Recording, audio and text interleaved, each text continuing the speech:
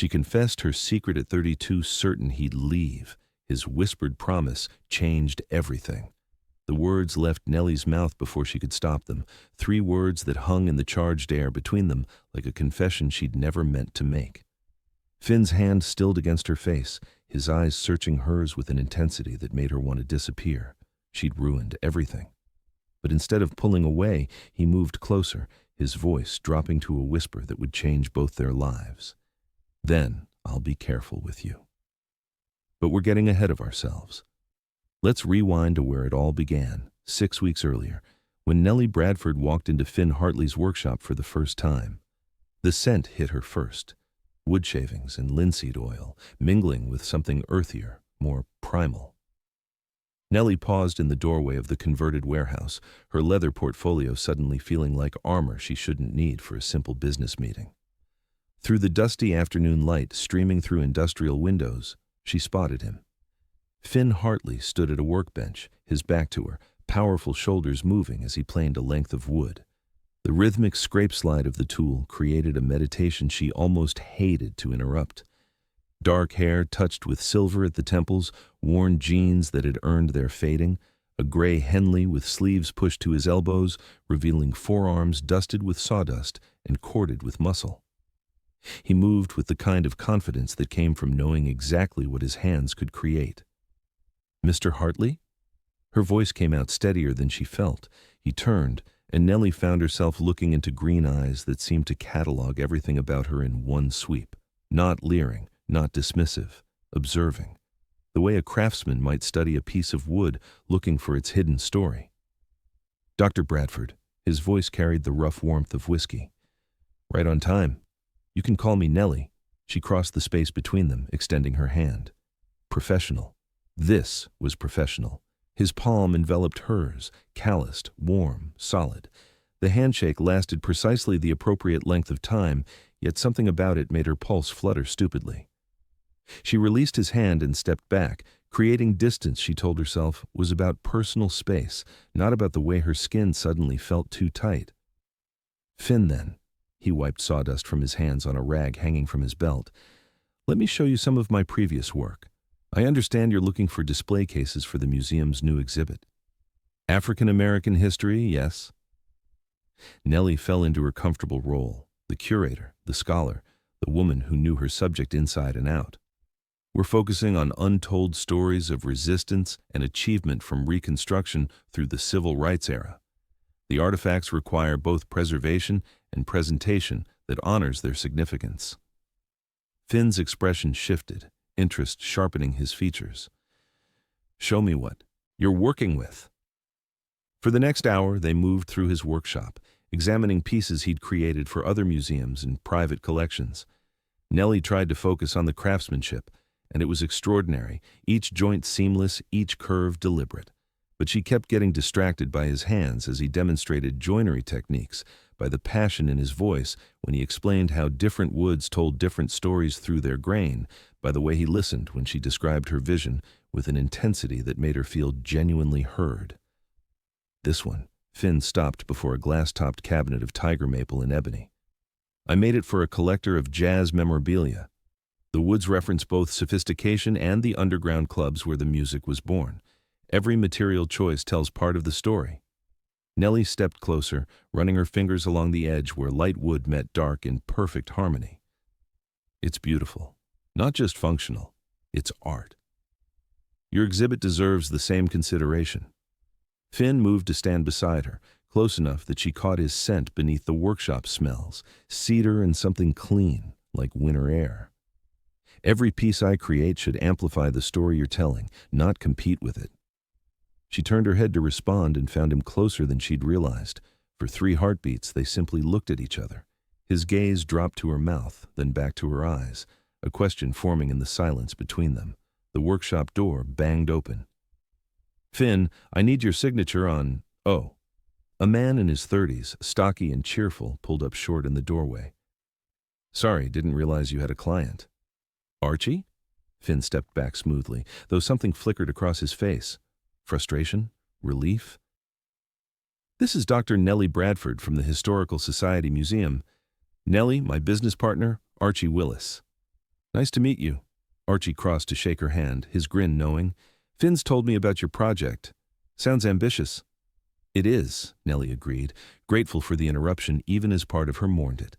Which is why I need the best. You found him, Archie clapped Finn on the shoulder. This guy's an artist, though he'll tell you he's just a carpenter. Craftsman, Finn corrected mildly. And you needed my signature? As the two men handled business logistics, Nellie took the opportunity to study Finn more carefully. Mid to late 30s, she guessed. Wedding ring absent, but a pale line on his left ring finger suggested one had lived there recently. The way he moved through his space spoke of someone who'd found his place in the world after searching for it. And when he caught her watching him, the small smile that touched his mouth made her look away quickly, her cheeks warming. Focus, Nellie. This is work. Archie departed with promises to email contracts, leaving them alone again. The atmosphere had shifted subtly, awareness hanging between them like humidity, before a storm. So, Finn cleared his throat. Timeline? The exhibit opens in 4 months. I'd need preliminary designs within 3 weeks for board approval. Aggressive but doable. He pulled out a battered notebook, flipping to a clean page. How many pieces total?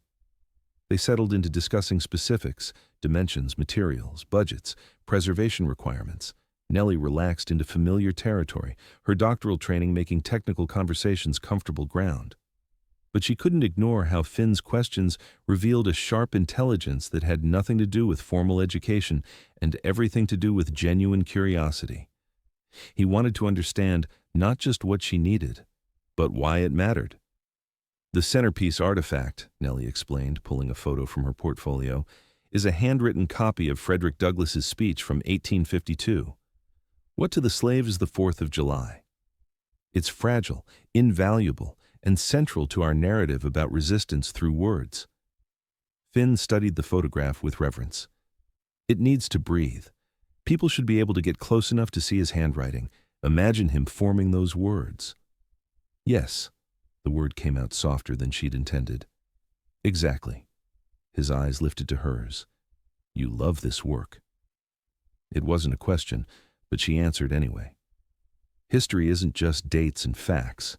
It's people, their hopes, their fights, their refusal to be erased. If I can help even one person see themselves in these stories, feel less alone, understand they're part of something larger. She trailed off, suddenly self-conscious. Sorry, I can get passionate about it. Don't apologize. Finn's voice carried a warmth that made her skin tingle. Passion makes the work matter. I get the same way about wood grain.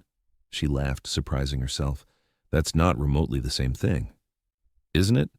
He leaned against the workbench, arms crossing over his chest. Finding beauty in something others overlook, believing it deserves to be seen, preserved, celebrated. The way he looked at her made Nellie wonder if they were still talking about work.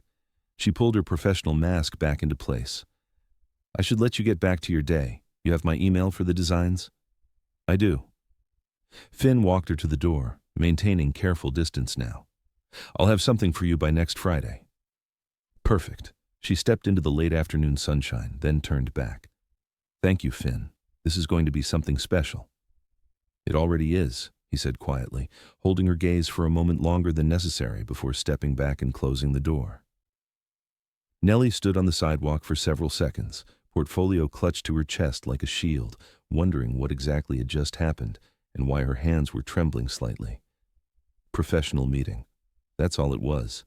She'd hired a craftsman for a project. The fact that he had kind eyes and strong hands and looked at her like she was more than her. Credentials meant nothing. Absolutely nothing. She was still telling herself that when she got home to her small, meticulously organized apartment in a historic neighborhood, the space reflected her perfectly. Everything in its place, nothing unnecessary, beautiful in its efficiency, but somehow hollow. She set her portfolio on the entryway table and moved through her evening routine with practiced precision. Change into comfortable clothes, heat leftover soup, open laptop for evening work session. But she couldn't concentrate. Her mind kept replaying moments from the workshop, Finn's hands on wood, the way he'd listened so completely, that flicker of something in his eyes when they'd stood too close. The pale line on his ring finger that suggested recent divorce. The way he'd said, "Passion makes the work matter," as if he understood something essential about her. Her phone buzzed. Poppy's name lit the screen. "Hey," Nellie answered, grateful for the distraction. "How'd the meeting with Hot Woodworker go?"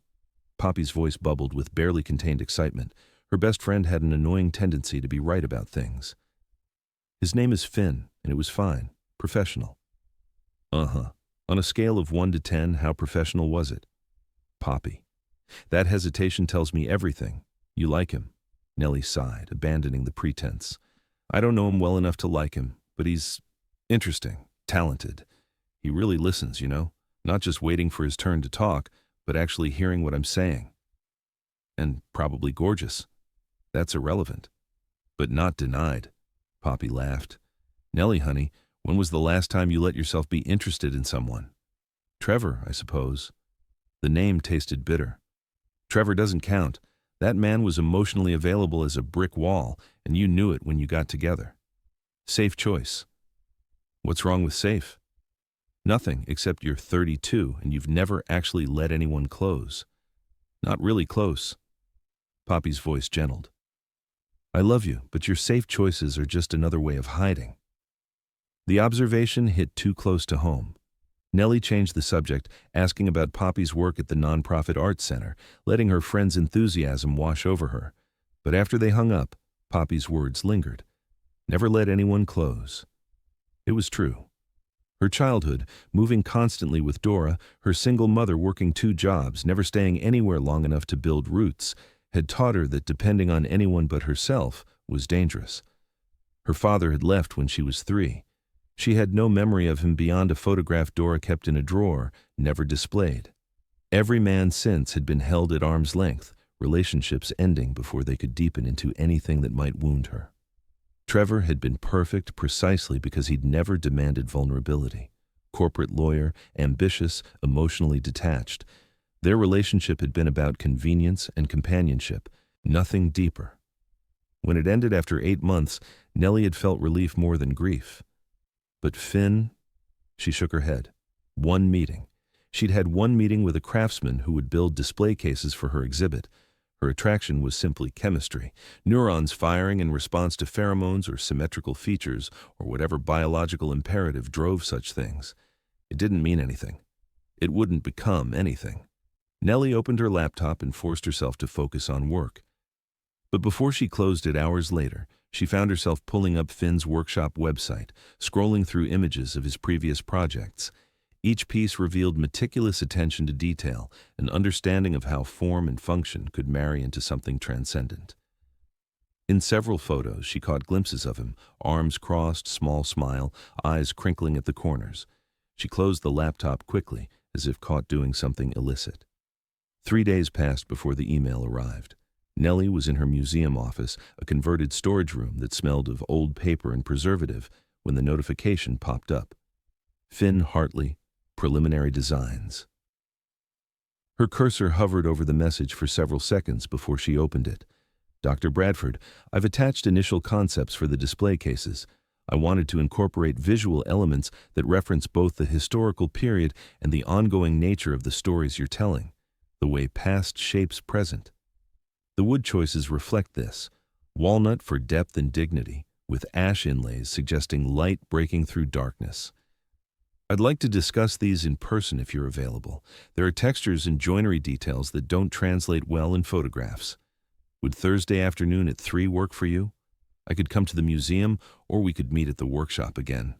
Looking forward to your thoughts, Finn Professional, completely professional, except for the way her pulse quickened reading it, and the stupid smile on her face, and the immediate mental catalog of what she'd wear on Thursday. She forced herself to wait 2 hours before responding, agreeing to meet at the museum so she could show him the exhibit space directly. Then, she spent 15 minutes revising the email to sound appropriately formal and not at all like a woman anticipating seeing him again. Thursday arrived with spring rain, the kind that turned the city soft and romantic. Nellie changed clothes 3 times that morning before settling on a burgundy dress. No, wait, she couldn't wear burgundy. She'd read that was a prohibited color in some document once. Navy?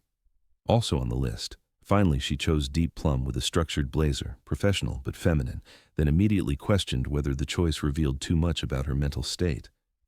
"You're being ridiculous," she told her reflection, but she wore her hair down instead of pulled back, natural curls framing her face. Finn arrived exactly at 3, rain damp and carrying a large portfolio case. Nellie met him in the museum's main entrance, hyper-aware of how her heels clicked on marble as she crossed to greet him. "Hi." The word came out breathy. She cleared her throat. "Thanks for coming here." "Of course." His eyes did that thing again, cataloging, appreciating, seeing. "You look nice." "Oh, thank you, it's just work clothes." "Still nice." The moment stretched awkwardly until Nellie gestured toward the gallery wing. "Let me show you the space." They walked through corridors lined with rotating exhibits, Nellie providing context about the museum's mission and community impact. Finn asked thoughtful questions, but she felt his attention on her as much as on her words. The awareness made her stumble over explanations she could normally deliver in her sleep. The new exhibit space occupied the museum's largest gallery. High ceilings, excellent natural light, walls painted in warm, neutral tones waiting for transformation. Currently empty except for architectural plans spread on a folding table, the room hummed with possibility. "This is it." Nellie moved to the center of the space, turning slowly. "We'll have the introductory panel here, then move chronologically through the room. The Douglas piece should be the centerpiece, positioned where visitors encounter it after the context is established." Finn walked the perimeter, occasionally crouching to examine sightlines or test the floor's stability. His focus was absolute, and watching him work sent a strange flutter through Nellie's chest. This was someone who took their craft seriously, who understood that how you presented something changed how it was received. "Good bones," he said finally, returning to stand beside her. "The light will be your friend here. We can design cases that capture it without risking UV damage." "Show me what you're thinking." They moved to the folding table, Finn carefully extracting design sheets from his portfolio. As he spread them out, Nellie leaned closer, her shoulder nearly brushing his. The sketches were extraordinary, precise technical drawings alongside artistic renderings that showed how each case would sit in the space, how visitors would move around them, how the wood's grain patterns would guide the eye. "These are beautiful," she breathed. "Finn, this is exactly—" She reached for one drawing at the same moment he did, their fingers colliding. The touch was brief, accidental, but it sent electricity up her arm. They both froze. His hand turned, thumb grazing her knuckles in what might have been accident or intention. Nellie looked up, found him watching her with an expression that made her forget how to breathe. "Sorry," he murmured, not moving away.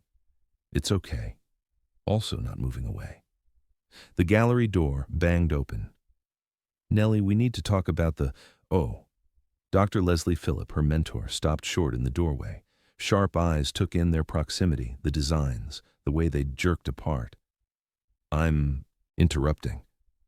"No." Nellie stepped back quickly, professional mask snapping into place.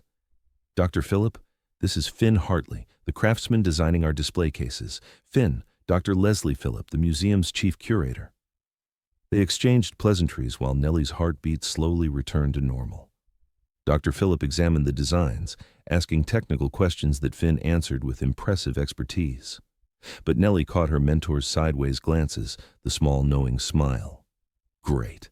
She'd be fielding questions about this later. After Dr. Phillip departed with reminders about an upcoming board meeting, Nellie and Finn returned to the designs. But the ease from before had vanished, replaced by careful distance and determinedly professional discussion. They spent another hour finalizing details, both working hard to ignore the awareness crackling between them like static electricity.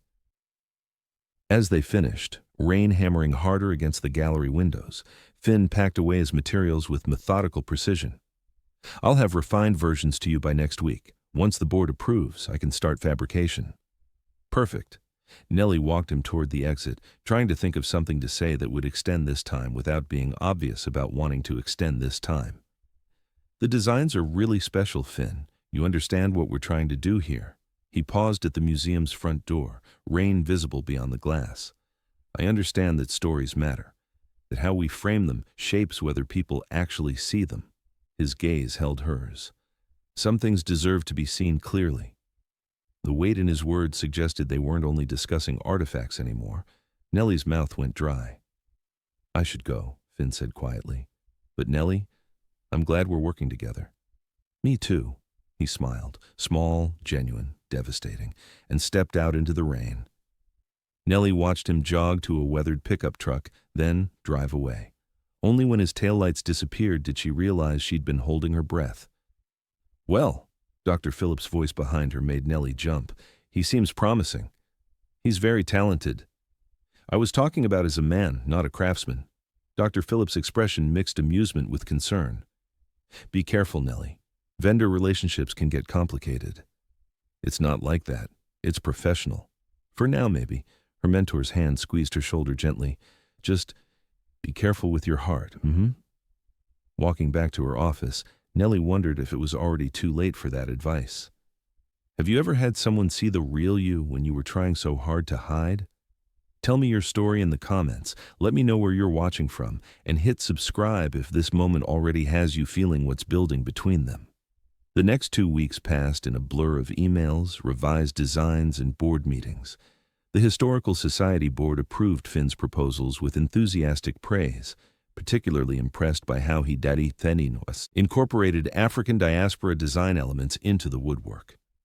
Harrison, a board member who'd been skeptical of Nellie's approach from the beginning, had few criticisms to offer when faced with such obvious quality. Through it all, Nellie and Finn maintained professional distance. Emails were courteous and technical. Phone calls focused on specifications and timelines. Neither acknowledged the undercurrent that hummed through every interaction, the way their conversations lasted longer than necessary, the care they took with words as if each one mattered more than it should. But Nellie thought about him constantly. At night, alone in her apartment, she'd catch herself replaying moments, his hands on wood, his voice saying, "Passion makes the work matter," the way he'd looked at her in the rain. She told herself it was infatuation, surface attraction that would fade once they'd worked together long enough for reality to dull fantasy. She told herself a lot of things. None of them felt true. 3 weeks after their gallery meeting, Finn called about installation logistics. The conversation started professionally. Delivery schedules, equipment requirements, coordination with other contractors. But somewhere in the middle, it shifted.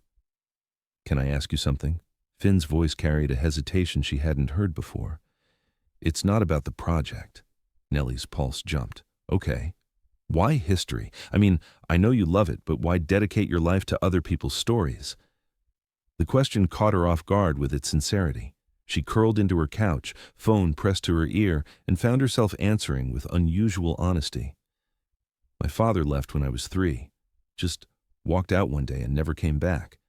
And I remember I was so young, but I remember feeling like I'd been erased, like if he could forget me that completely, maybe I didn't really exist." Finn made a soft sound of sympathy.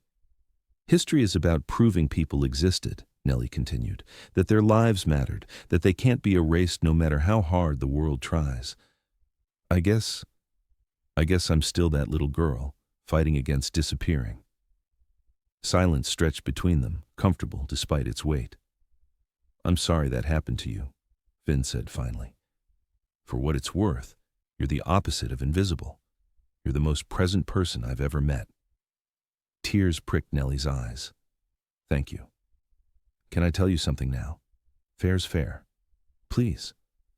"I was married, divorced 5 years ago. My ex, Rachel.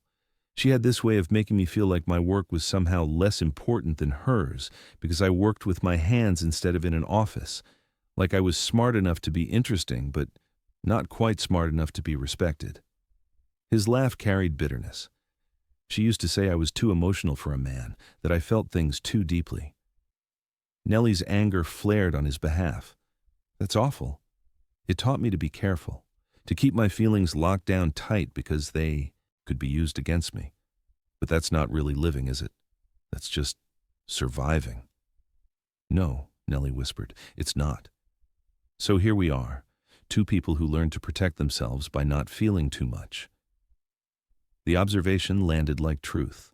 They stayed on the phone another hour, conversation ranging from childhood memories to favorite books to the peculiar loneliness of being surrounded by people yet feeling fundamentally alone. It was the kind of talk that should have happened over coffee or wine, faces visible, but perhaps the phone's distance made honesty easier. When they finally hung up near midnight, Nellie sat in darkness, heart full of something she couldn't name. Dangerous, Poppy would say. You're getting attached, but maybe some dangers were worth the risk. The following Monday, Finn began installation. Nellie had scheduled meetings all morning deliberately, not trusting herself to maintain professional distance while watching him work. But by afternoon, curiosity won. She found him in the gallery, installing the first display case with Archie's help. Finn had his back to her, shirt clinging damply to his shoulders as he carefully positioned a walnut case into place. The muscles in his forearms flexed as he adjusted angles with minute precision. Watching him work felt intimate somehow, like witnessing him speak a language only his hands understood. "How's it going?" She stepped into the gallery, keeping her voice professional. Finn turned, face lighting up in a way that made her stomach flip. "Good. Come see." She crossed to examine the installed case. The craftsmanship was stunning, joints so seamless they seemed grown rather than constructed, wood grain flowing in patterns that drew the eye while letting the displayed artifacts remain focal. But what struck her most was how he'd incorporated her feedback from their conversations, small adjustments she'd mentioned almost in passing that he'd remembered and implemented. "It's perfect." She traced a finger along the corner joint. "Finn, this is museum quality, beyond museum quality." "That's the goal."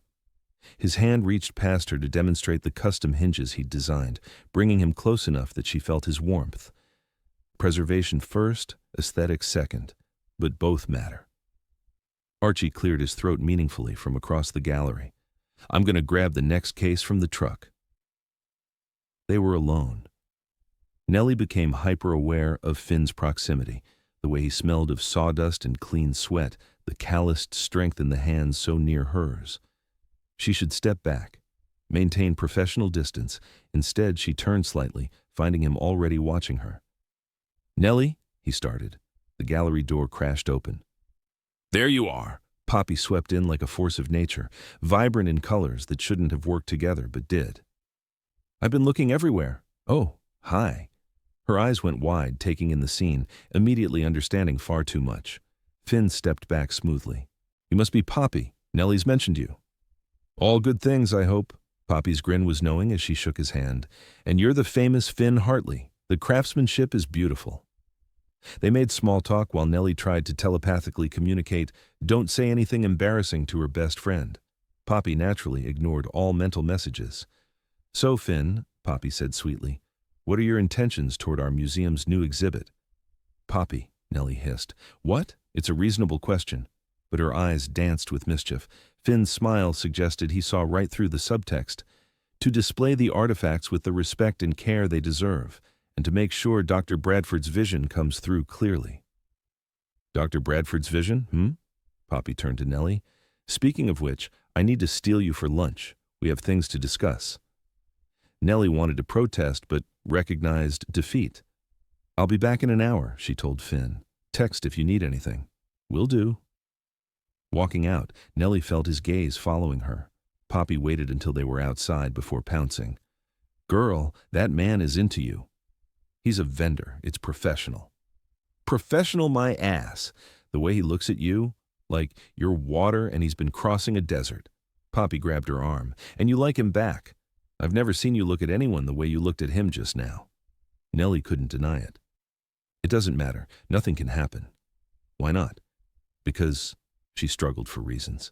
"It's complicated. The vendor relationship, my position at the museum, the board already scrutinizes everything I do." "Those are excuses, not reasons." Poppy's voice gentled. "What are you actually afraid of?" "That he'll see who I really am and leave. That I'll let him close and he'll find me lacking. That I'm 32 years old and don't know how to be intimate with anyone, emotionally or physically, and he'll think I'm broken." "I don't know how to do this," Nellie admitted quietly.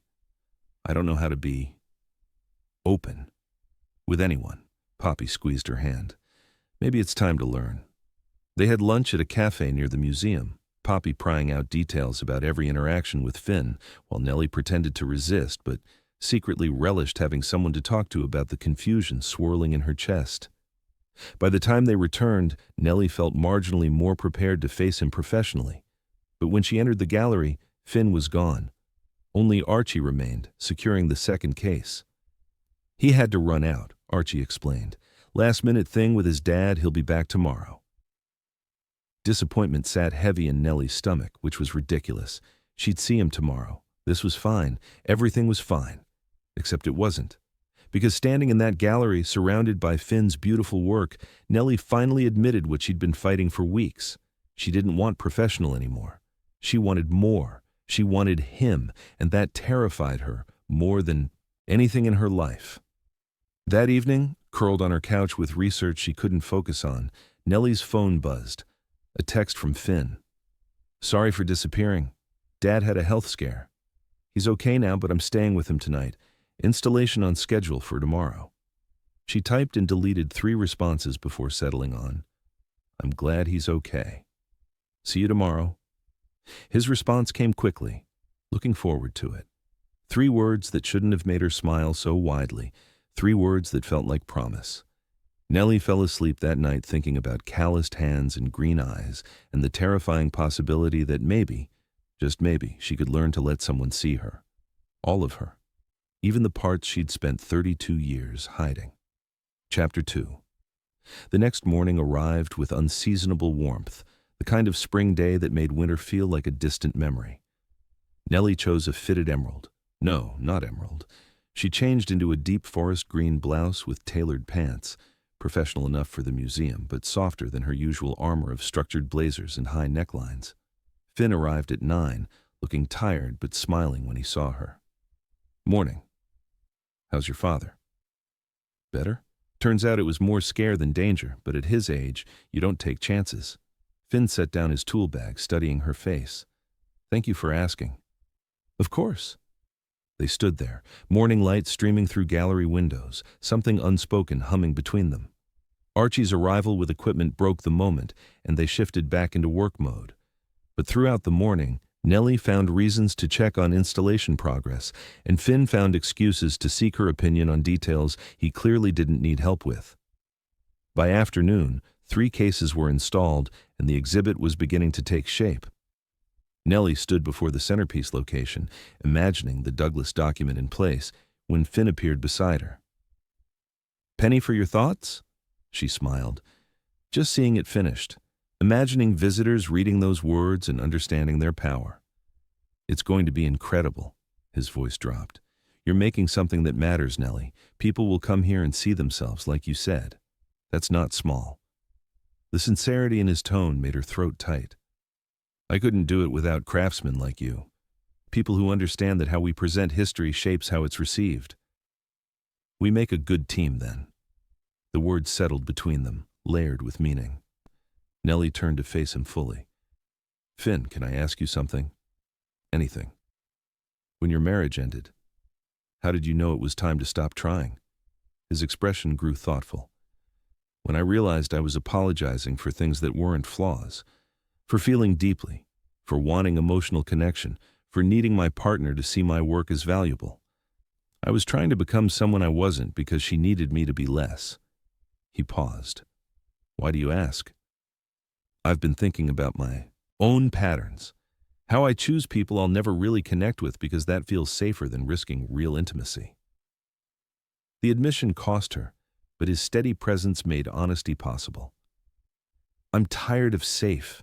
Finn's hand lifted, hovering near her face before dropping. "Then stop choosing it." Before she could respond, voices echoed from the hallway, board members arriving for an impromptu walkthrough. Nellie stepped back, professional mask sliding into place, but Finn's words stayed with her. "Stop choosing safe." The board inspection went well, even Harrison grudgingly admitting the display cases exceeded expectations. But he lingered after others left, studying Nellie with uncomfortable intensity. "Dr. Bradford, how long have you known Mr. Hartley?" The question felt loaded. "We met when I solicited bids for the project." "Why?" just ensuring proper protocols were followed. Vendor selection should be merit-based, not personal. Anger flashed through her. The selection was entirely merit-based. Finn's portfolio spoke for itself. I'm sure it did. Harrison's smile didn't reach his eyes. Just be mindful of appearances. The museum's reputation depends on our curators maintaining professional boundaries. He left before she could formulate a response sharp enough to match her fury. Finn, who'd been working across the gallery but clearly overheard, approached carefully. That sounded unpleasant. Harrison's been skeptical of this exhibit from the beginning. He thinks I'm too personally invested to be objective. Nellie's hands clenched, as if caring deeply about representation somehow compromises scholarship. For what it's worth, your passion makes the work stronger, not weaker. Finn's voice held quiet conviction. And the vendor selection was absolutely merit-based. My portfolio stands on its own. I know that. You know that. But now Harrison's going to be watching for any hint of impropriety. The implications settled like stones in her stomach. Which means we need to be extra careful about maintaining professional distance. Finn was quiet for a moment. Is that what you want? Distance? No. The word escaped before she could stop it. But it might be what we need. Nellie, I should get back to work. She fled before he could say anything else, before the understanding in his eyes could undo her completely. The rest of the week passed in careful avoidance. Nellie scheduled meetings during installation hours. Finn left updates via email instead of seeking her out. They were doing exactly what Harrison wanted, maintaining irreproachable professional distance. It felt like suffocating. Friday evening found Nellie working late, the museum empty and quiet. She was reviewing artifact placement when her phone buzzed. Finn. Can we talk? Not about work. Her fingers hovered over the screen. This was a decision point. She could make excuses, maintain the safe distance she'd perfected over 32 years, or she could choose differently. I'm at the museum, Gallery 3. 20 minutes later, footsteps echoed through empty corridors. Finn appeared in the doorway, still in work clothes, expression uncertain. Hi, she said softly. Hi? He crossed to stand a careful distance away. I've been thinking about what you said, about maintaining distance. Finn, let me finish, please. He took a breath. I understand why you're worried. Harrison made his implications clear. But Nellie, I haven't been able to stop thinking about you since the day we met. And I know you feel something too. I see it in how you look at me when you think I'm not watching. Her heart hammered against her ribs. So here's what I'm thinking, Finn continued. The installation will be done in a week. After that, I'm not your vendor anymore. The professional boundary disappears. And then maybe, if you want, we could see what this is between us. And if I want to see what it is now? The words came out steadier than she felt. His eyes widened. Now? I'm tired of being careful, tired of letting fear make my decisions. She stepped closer. You asked what I want. I want to stop choosing safe. Nellie. Her name sounded like prayer in his voice. But I need you to understand something first. She forced herself to meet his gaze. I'm not good at this. Letting people close, being vulnerable. I've spent my whole life building walls, and I don't know how to take them down. Then we'll figure it out together. Finn moved closer, close enough that she felt his warmth. No pressure, no expectations, just honestly trying. I'd like that. His hand lifted, cupping her face with such gentleness that tears pricked her eyes. Can I kiss you? She nodded, words impossible. The kiss started soft, tentative, a question they were both asking. But then Nellie's hands fisted in his shirt, pulling him closer, and everything shifted. His arms came around her, one hand tangling in her hair, the other pressing against her lower back. The kiss deepened into something hungry, desperate, weeks of restraint dissolving in the slide of lips and tongue. When they finally broke apart, both breathing hard, Finn rested his forehead against hers. I've wanted to do that for so long. Me too. They stayed like that, wrapped around each other in the empty gallery, until reality intruded. Nellie pulled back slightly. We should be careful, until the installation's complete. I know. Finn's thumb stroked her cheekbone. But after? Can I take you to dinner? Somewhere nice where we can talk without worrying about who's watching? I'd like that. A lot. They kissed again, softer this time, savoring rather than devouring. When Finn finally left, Nellie touched her lips, still feeling the ghost of his mouth on hers. She'd jumped. After 32 years of playing it safe, she'd finally jumped. The terrifying part was how good it felt. The next week crawled past with excruciating slowness. Installation continued, now with electric awareness crackling beneath every professional interaction, stolen glances across the gallery, fingers brushing when passing tools or documents, text messages that started about work and veered into personal territory. "What's your favorite season?" Finn texted one evening. "Fall." "Yours?" "Spring. Everything coming back to life." "That's very poetic for a craftsman." "Hey, we contain multitudes." She smiled at her phone like a teenager, then caught herself and tried to compose her features into something more dignified, but the smile kept creeping back. Poppy noticed immediately when they met for coffee that weekend. "Okay, spill. Something happened." Nellie tried for innocent. "I don't know what you mean." "You're glowing. You keep checking your phone with that secret smile. Either you won the lottery or something happened with Finn." "We kissed," the confession burst out, "last Friday, in the gallery, and we're going to dinner after the installation is done." Poppy's squeal made other cafe patrons turn. "Finally, tell me everything." Nellie described the kiss, the conversation, the decision to see where things went. Poppy listened with barely contained excitement, asking questions and offering commentary. "I'm proud of you," Poppy said seriously. "I know how hard this is for you." "I'm terrified," Nellie admitted. "What if I'm terrible at relationships? What if I can't give him what he needs? What if it's wonderful? What if he's patient and kind and you figure it out together?" Poppy squeezed her hand. "You deserve this, Nellie. You deserve someone who sees you and wants to stay." The words settled something in Nellie's chest. Maybe she did deserve this. Maybe wanting something didn't automatically mean it would be taken away. Installation finished on Tuesday. The final case was secured, the gallery transformed into something breathtaking. Nellie walked through the space with Finn and Archie, making final adjustments, but mostly just marveling at what they'd created together. "It's perfect," she said, voice thick with emotion.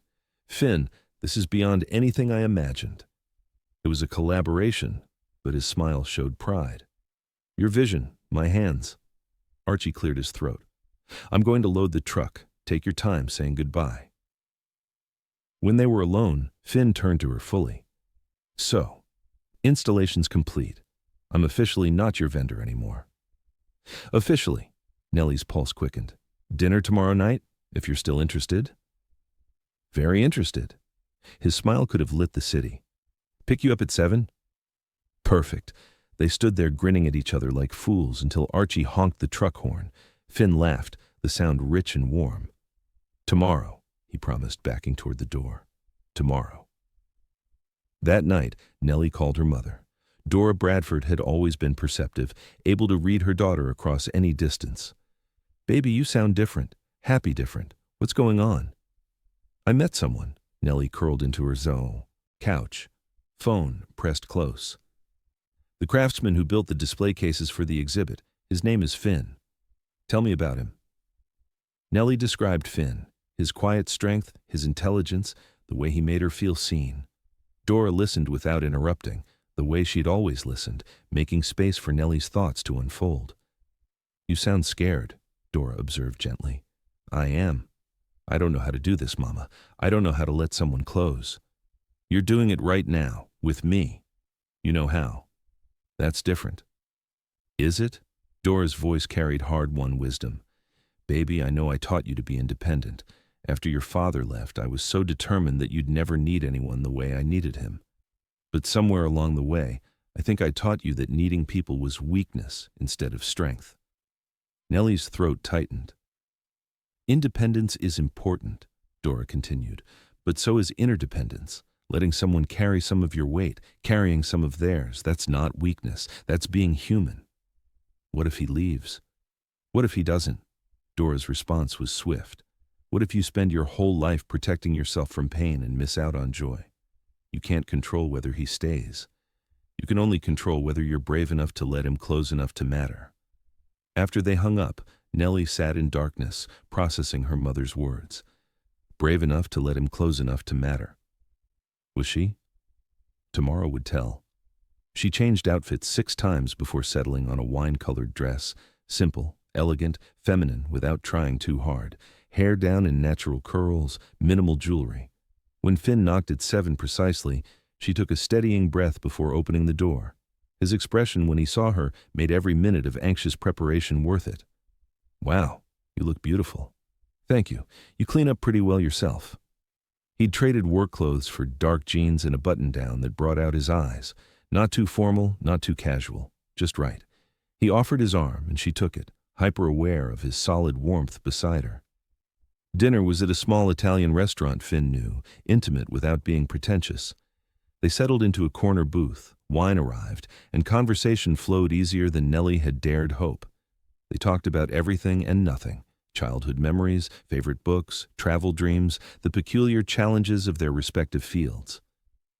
"Tell me about choosing woodworking," Nellie said over pasta. "You mentioned you used to be an architect?" Finn nodded. "I spent 5 years at a corporate firm, designing buildings I didn't care about for clients who only saw dollar signs. Every creative impulse got crushed by committees and budgets. I was good at it, technically proficient, but it was killing something in me." "So you left?" "My father had a heart attack, nearly died, and I realized I was spending 40 hours a week making things I didn't believe in, missing time with people who mattered." He turned his wine glass slowly. "So I quit, took a woodworking class on a whim, and something just clicked. The way wood responds to your hands, the way you can coax beauty out of raw material. It felt real in a way architecture never had." "Your ex didn't understand?" Rachel saw it as throwing away potential. She'd married an architect with prospects. Getting a craftsman husband wasn't part of her plan. His smile held old pain. She tried to be supportive at first, but eventually the resentment won. She'd make comments about my hands being too rough, my income being too variable, my work being too simple. Nellie's anger flared. "There's nothing simple about what you do." "I know that now." Took a while to believe it again, though. His gaze found hers. "What about you? When did you know you wanted to be a curator?" "Honestly? When I was 8 and my mother took me to a museum exhibit about the Underground Railroad. There was this quilt pattern that escaped slaves used to signal safe houses, and I remember standing there thinking about the courage it took to run, to trust those symbols, to believe freedom was possible." She paused, memory vivid. "The curator came over and explained how they'd authenticated the quilt, traced its history. And I thought, that's what I want to do. Preserve these stories so people know what was survived, what was fought for." "Your mother must be proud." "She is, though she worries I use work to avoid living." Nellie surprised herself with the admission. "She's not entirely wrong." Finn's hand crossed the table, palm up, inviting. After a heartbeat, Nellie placed her hand in his. His fingers closed around hers, warm and solid and safe. "I'm living right now," she said quietly. "So am I." They lingered over dinner, neither wanting the evening to end.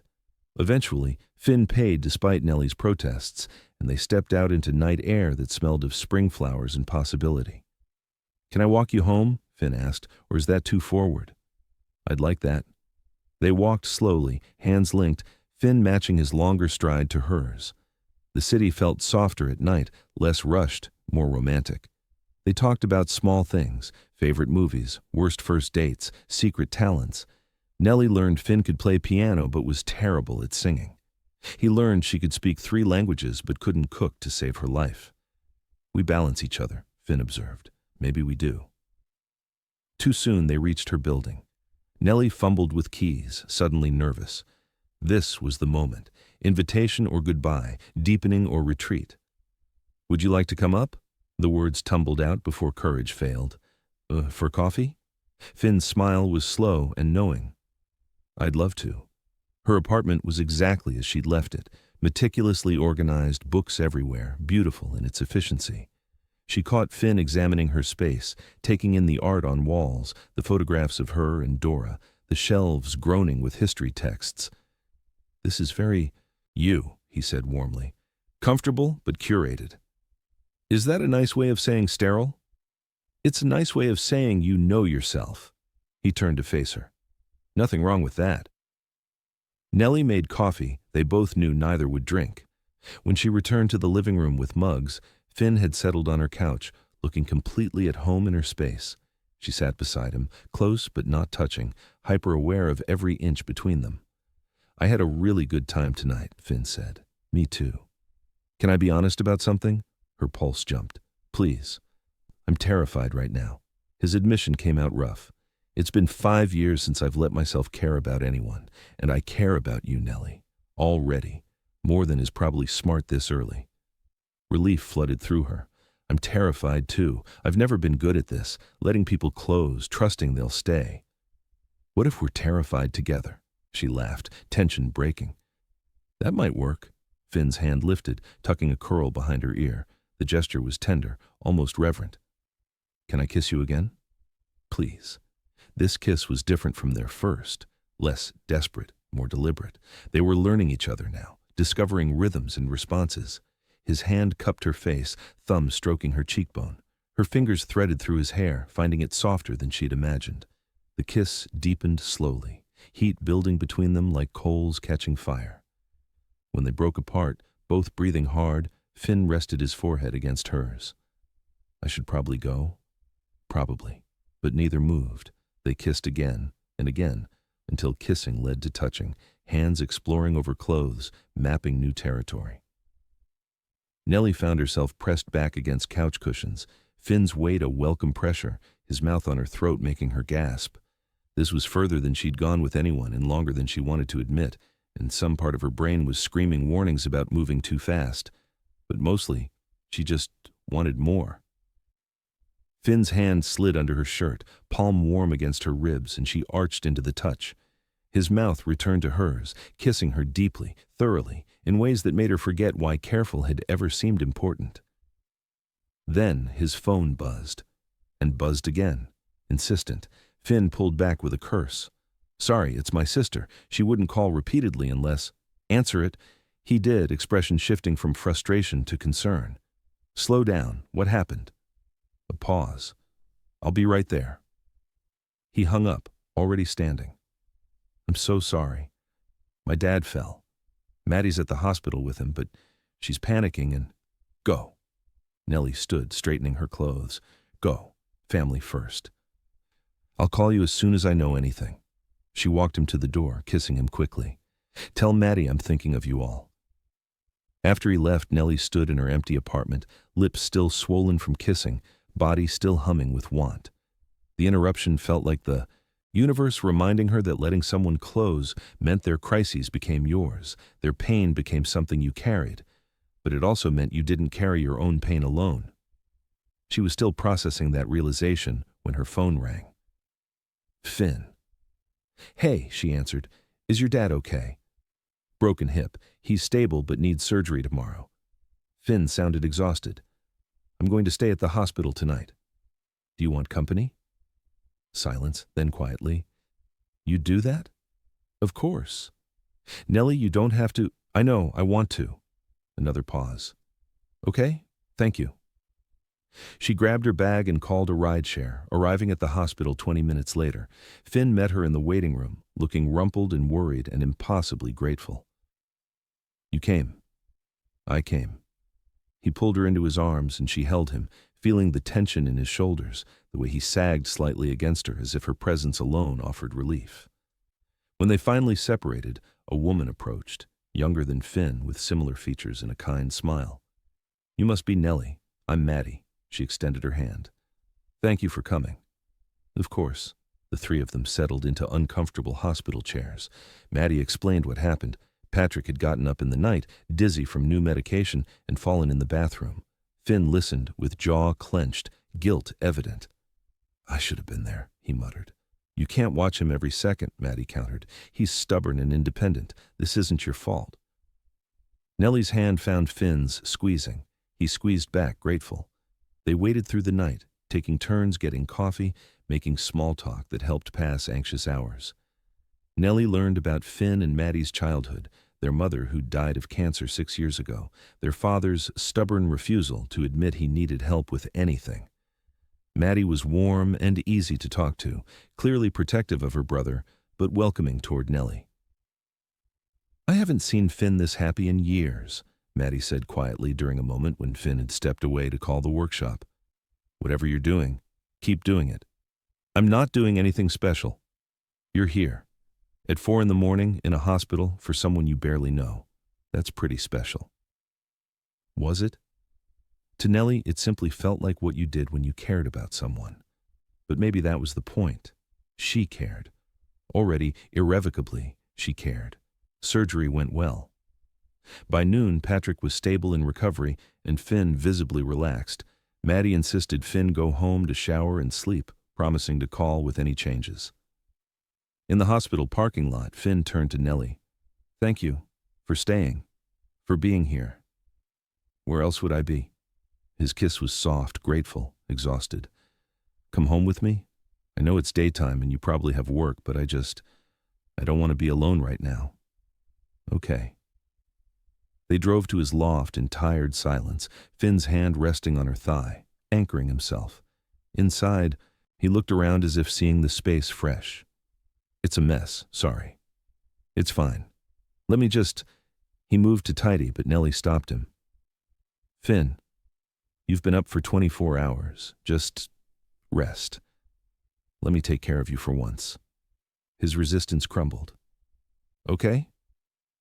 She guided him to the bedroom, helping him out of shoes and shirt, then tucking him into bed like a child. He caught her hand before she could retreat. "Stay? I'm not going anywhere." Nellie climbed in beside him, still fully dressed, and Finn immediately curled into her, head on her chest, arms around her waist.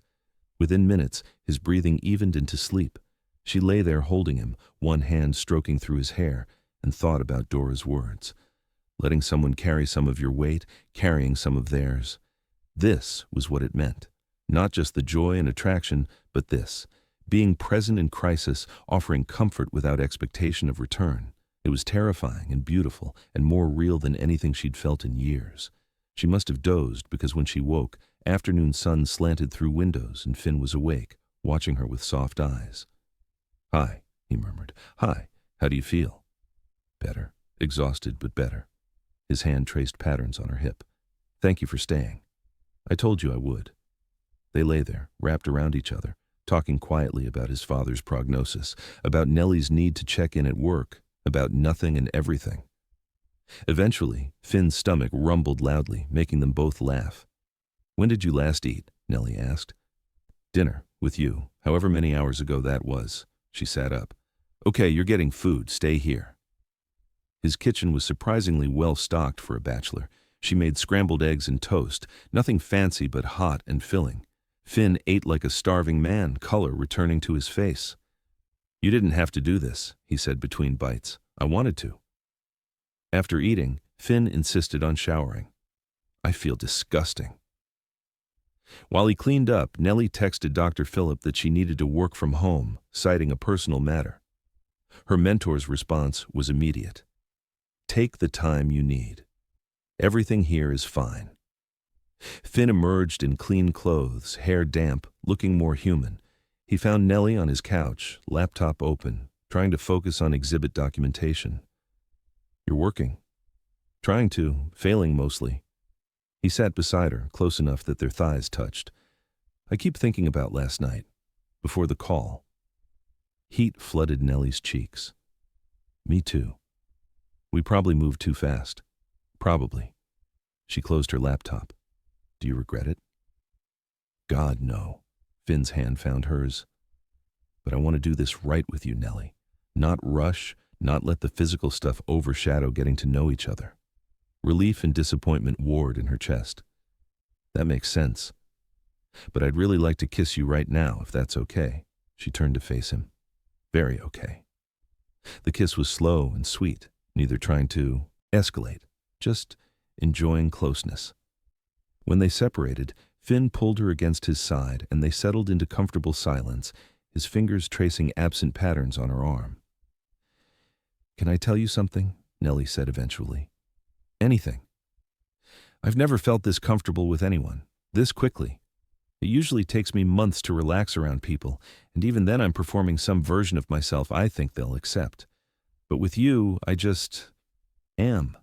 Finn's arms tightened around her. I feel the same way, like I can finally exhale. They spent the rest of the day in his loft, alternating between quiet conversation and comfortable silence. Nellie worked on her laptop while Finn sketched furniture designs. They ordered Thai food for dinner, eating cross-legged on his bed while arguing playfully about whether sweet or savory was the superior flavor profile. "This is nice," Finn said eventually. "Just being together, no pressure." "It is," but beneath the comfort, desire simmered. Every accidental touch sent sparks through Nellie's nerves. Every time Finn looked at her with heat in his eyes, she felt answering fire low in her belly. They were trying to be careful, to not rush, but careful was getting harder by the minute. As evening darkened into night, Nellie reluctantly stood. "I should go home, let you actually rest." Finn stood too, walking her to the door. "Thank you for everything today. You don't have to keep thanking me. I want to." His hands framed her face. "You showed up, Nellie. Not just at the hospital, but here. You stayed when you could have left. That means everything." The kiss goodbye was meant to be brief but deepened despite intentions. Finn's hands slid into her hair, hers fisted in his shirt, and they were pressed together, breathing hard, desire crackling between them like electricity. "We said we'd be careful," Finn gasped against her mouth. "We did." Nellie kissed down his jaw, his throat, feeling his pulse thunder beneath her lips. "We're very careful people. Extremely careful." His hands gripped her hips, pulling her flush against him. They kissed for long minutes, restraint fraying with each passing second.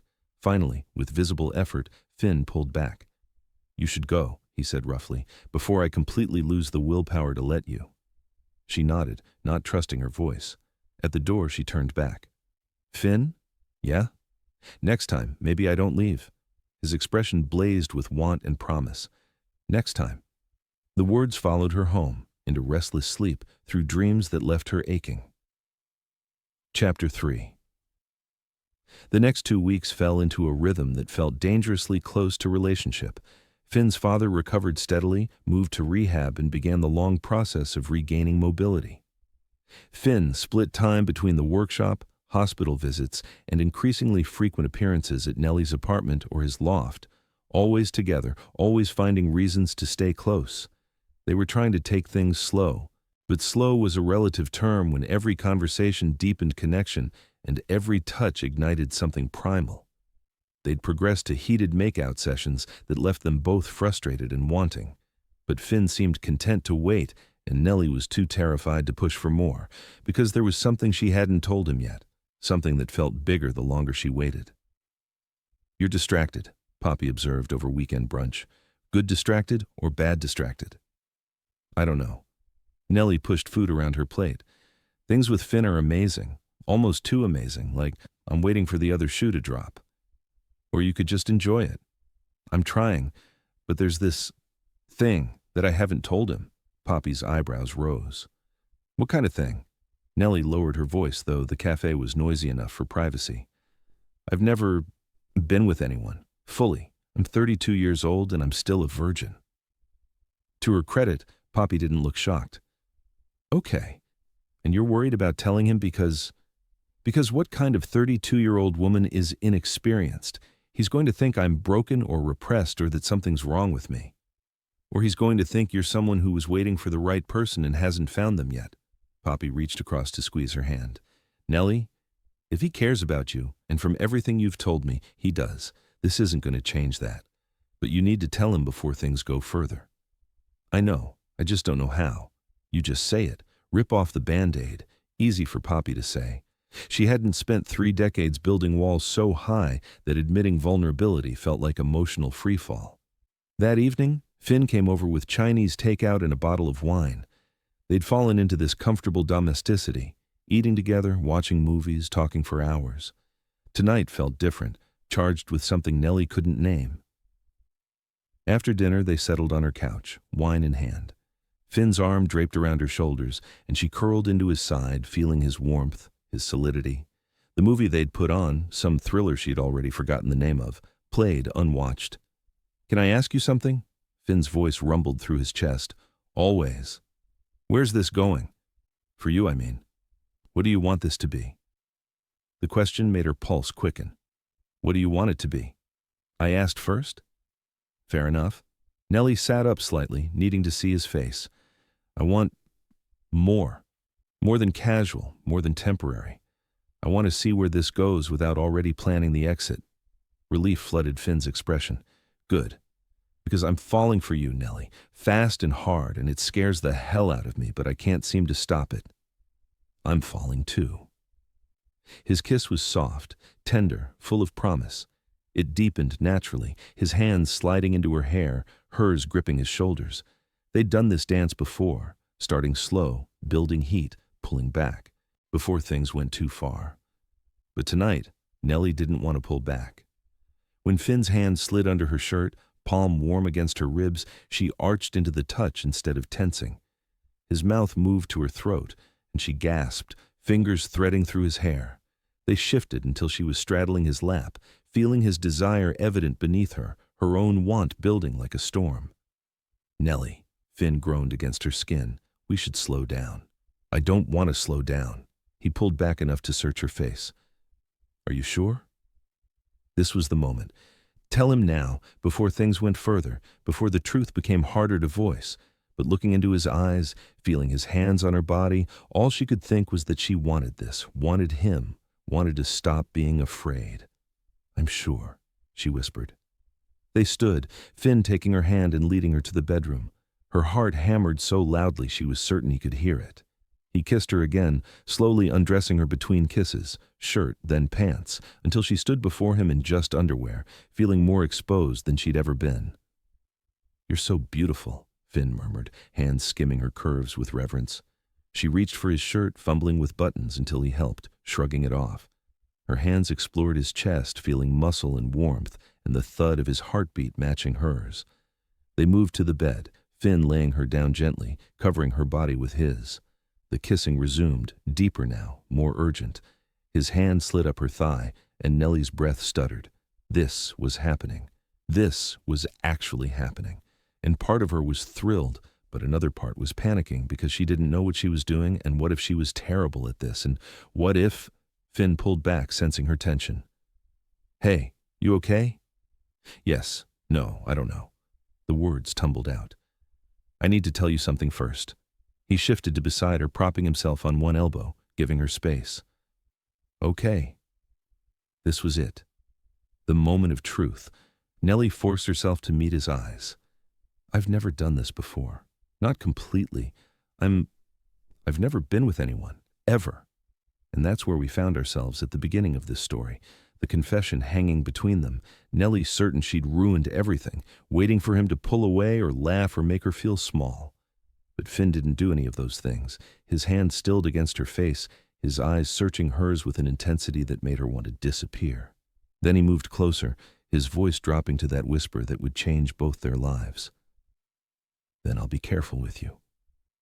The words landed like benediction. Nellie's eyes filled with tears she couldn't stop.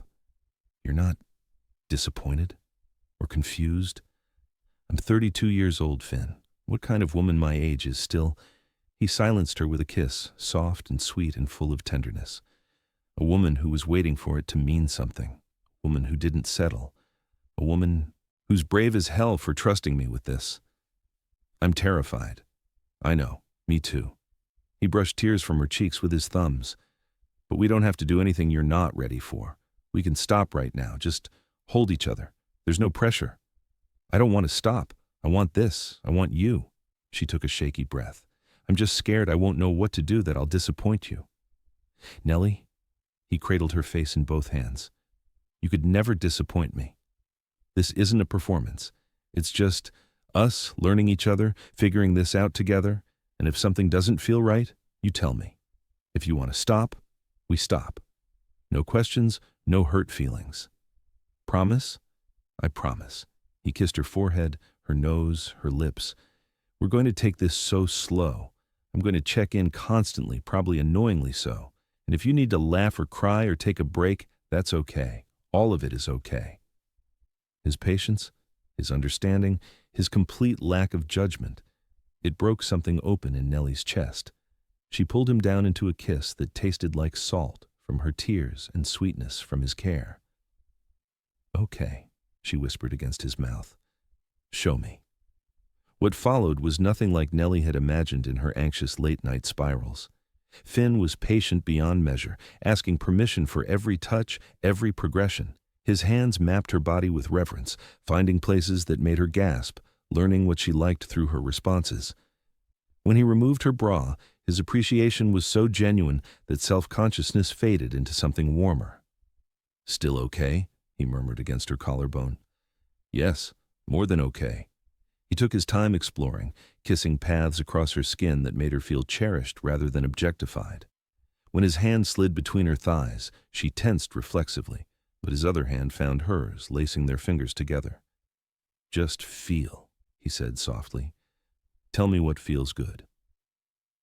She tried to relax, focusing on sensation rather than anxiety. His touch was gentle, exploratory, and when he found a rhythm that made her hips lift involuntarily, his pleased sound made heat flood through her. "That's it," he encouraged, "just like that." Sensation built slowly, pleasure spiraling tighter until Nellie felt poised on some precipice she'd never reached before. Then, Finn's mouth closed over her nipple at the same moment his fingers found the perfect pressure, and she shattered, crying out in surprise and overwhelming sensation. As she came down, trembling, Finn gathered her close, murmuring praise against her hair. "You're so beautiful when you let go." "I've never—" She couldn't finish the sentence. "I know. I'm honored." He kissed her temple. "We can stop here if you want." That was already incredible. But Nellie's hands were already reaching for his belt. "I want all of it. I want you."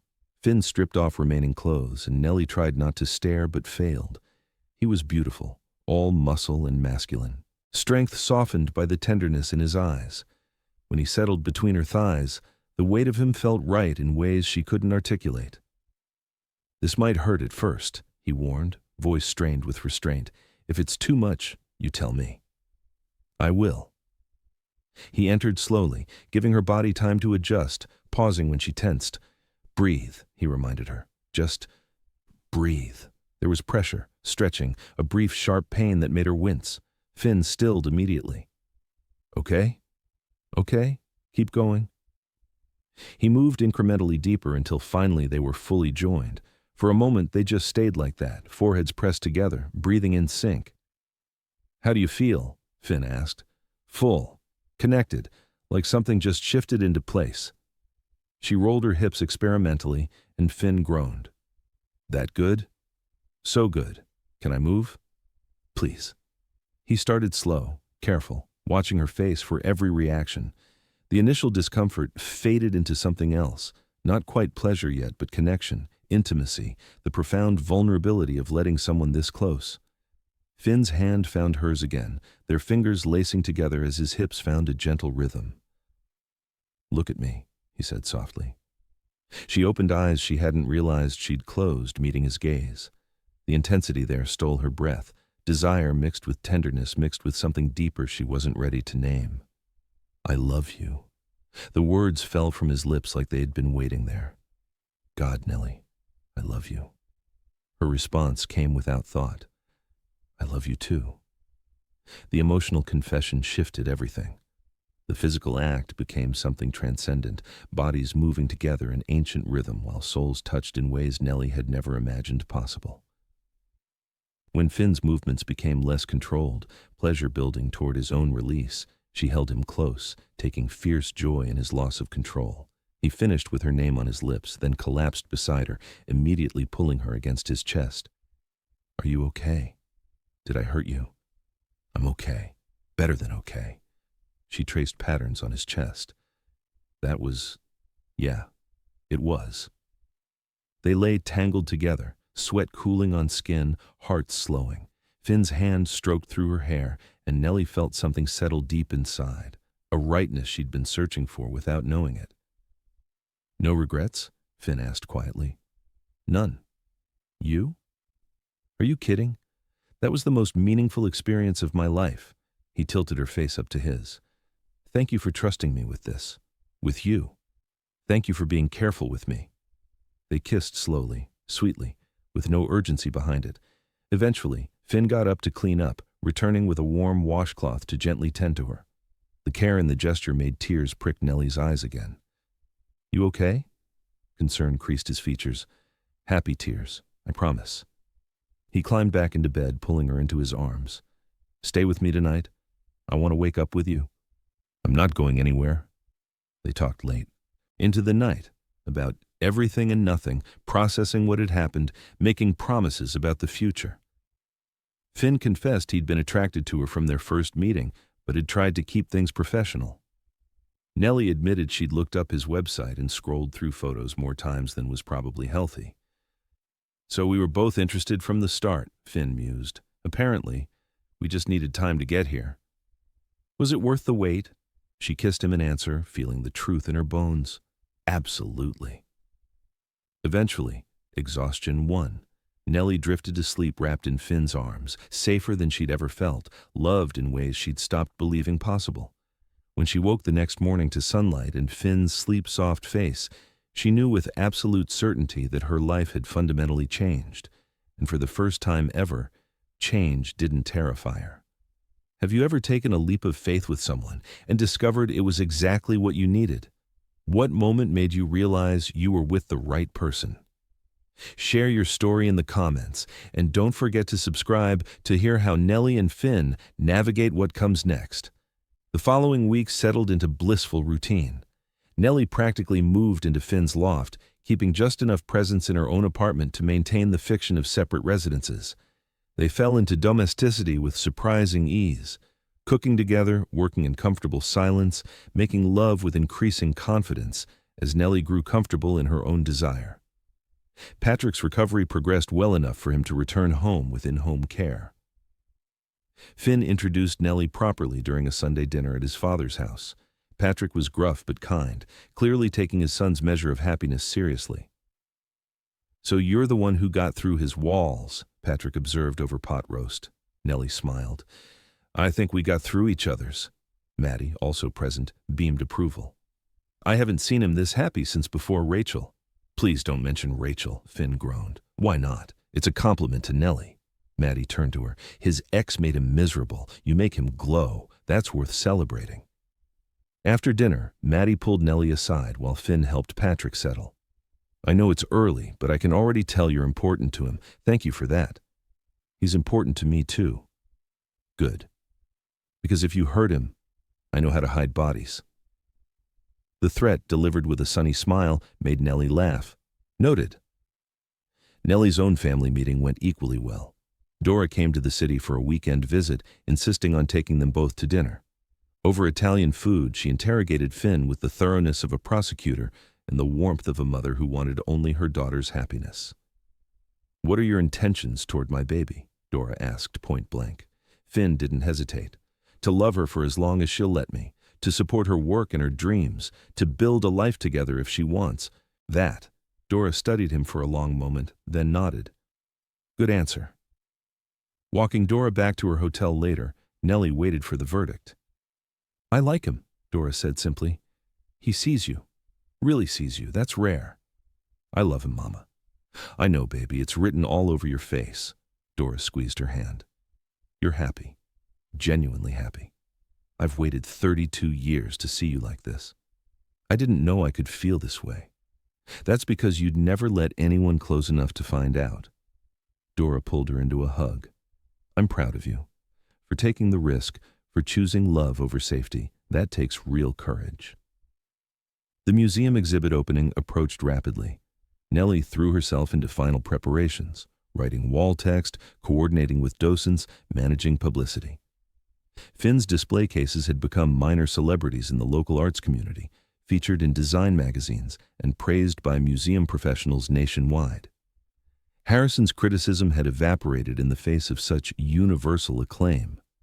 But not everyone was thrilled with how things had developed. Trevor showed up at the museum on a Tuesday afternoon, using consultation work as pretext. Nellie found him examining Finn's cases with an expression she couldn't quite read. They're impressive, Trevor admitted when she approached. Your carpenter did good work. He's a craftsman, and his name is Finn." "Right, Finn." Trevor turned to face her. "Word around town is you two are together now." "We are." "Interesting choice, dating your vendor." Anger flared. "The contract was awarded before our relationship began. Everything was above board." "I'm sure it was." Trevor's smile didn't reach his eyes. "I'm just surprised, that's all. You have a doctorate from Howard, you speak 3 languages, and you're settling for someone who works with his hands?" "I'm not settling.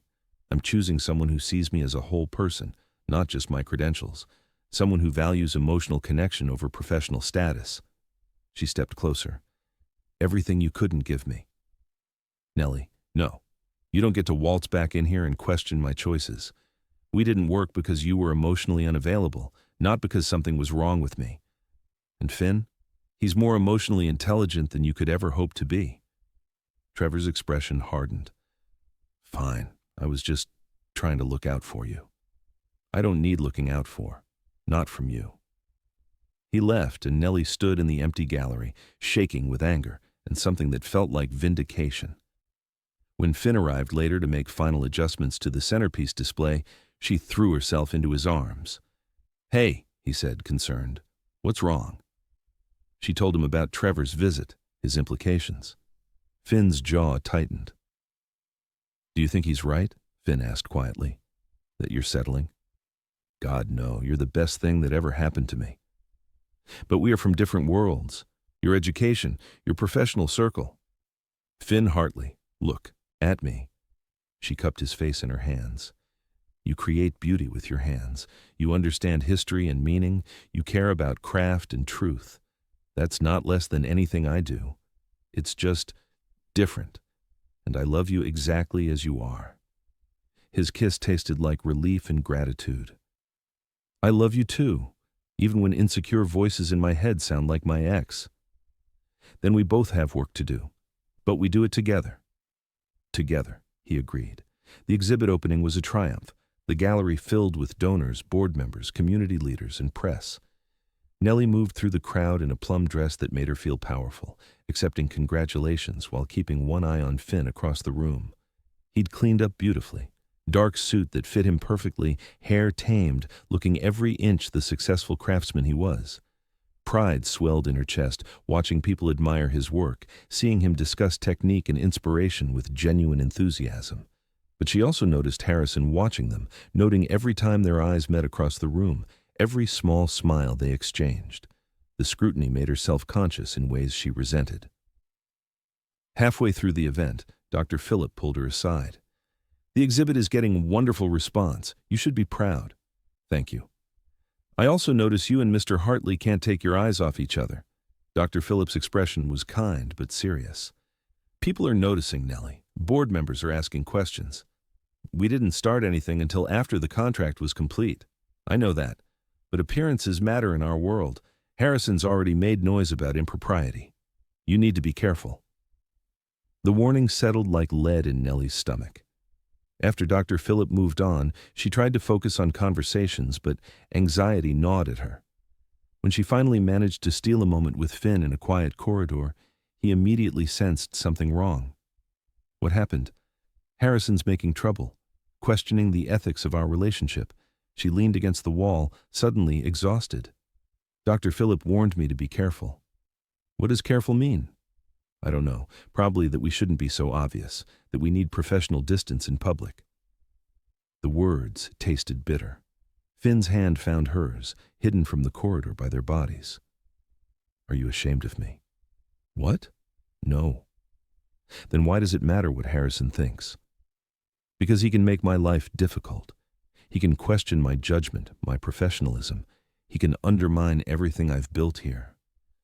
"So you're going to let him dictate how we act?" Finn's voice held hurt. "Pretend we're nothing more than professional acquaintances? That's not fair." "Isn't it? This is exactly what Rachel did. Made me feel like I wasn't good enough to be seen with her professionally." "I won't do that again, Nellie. I can't."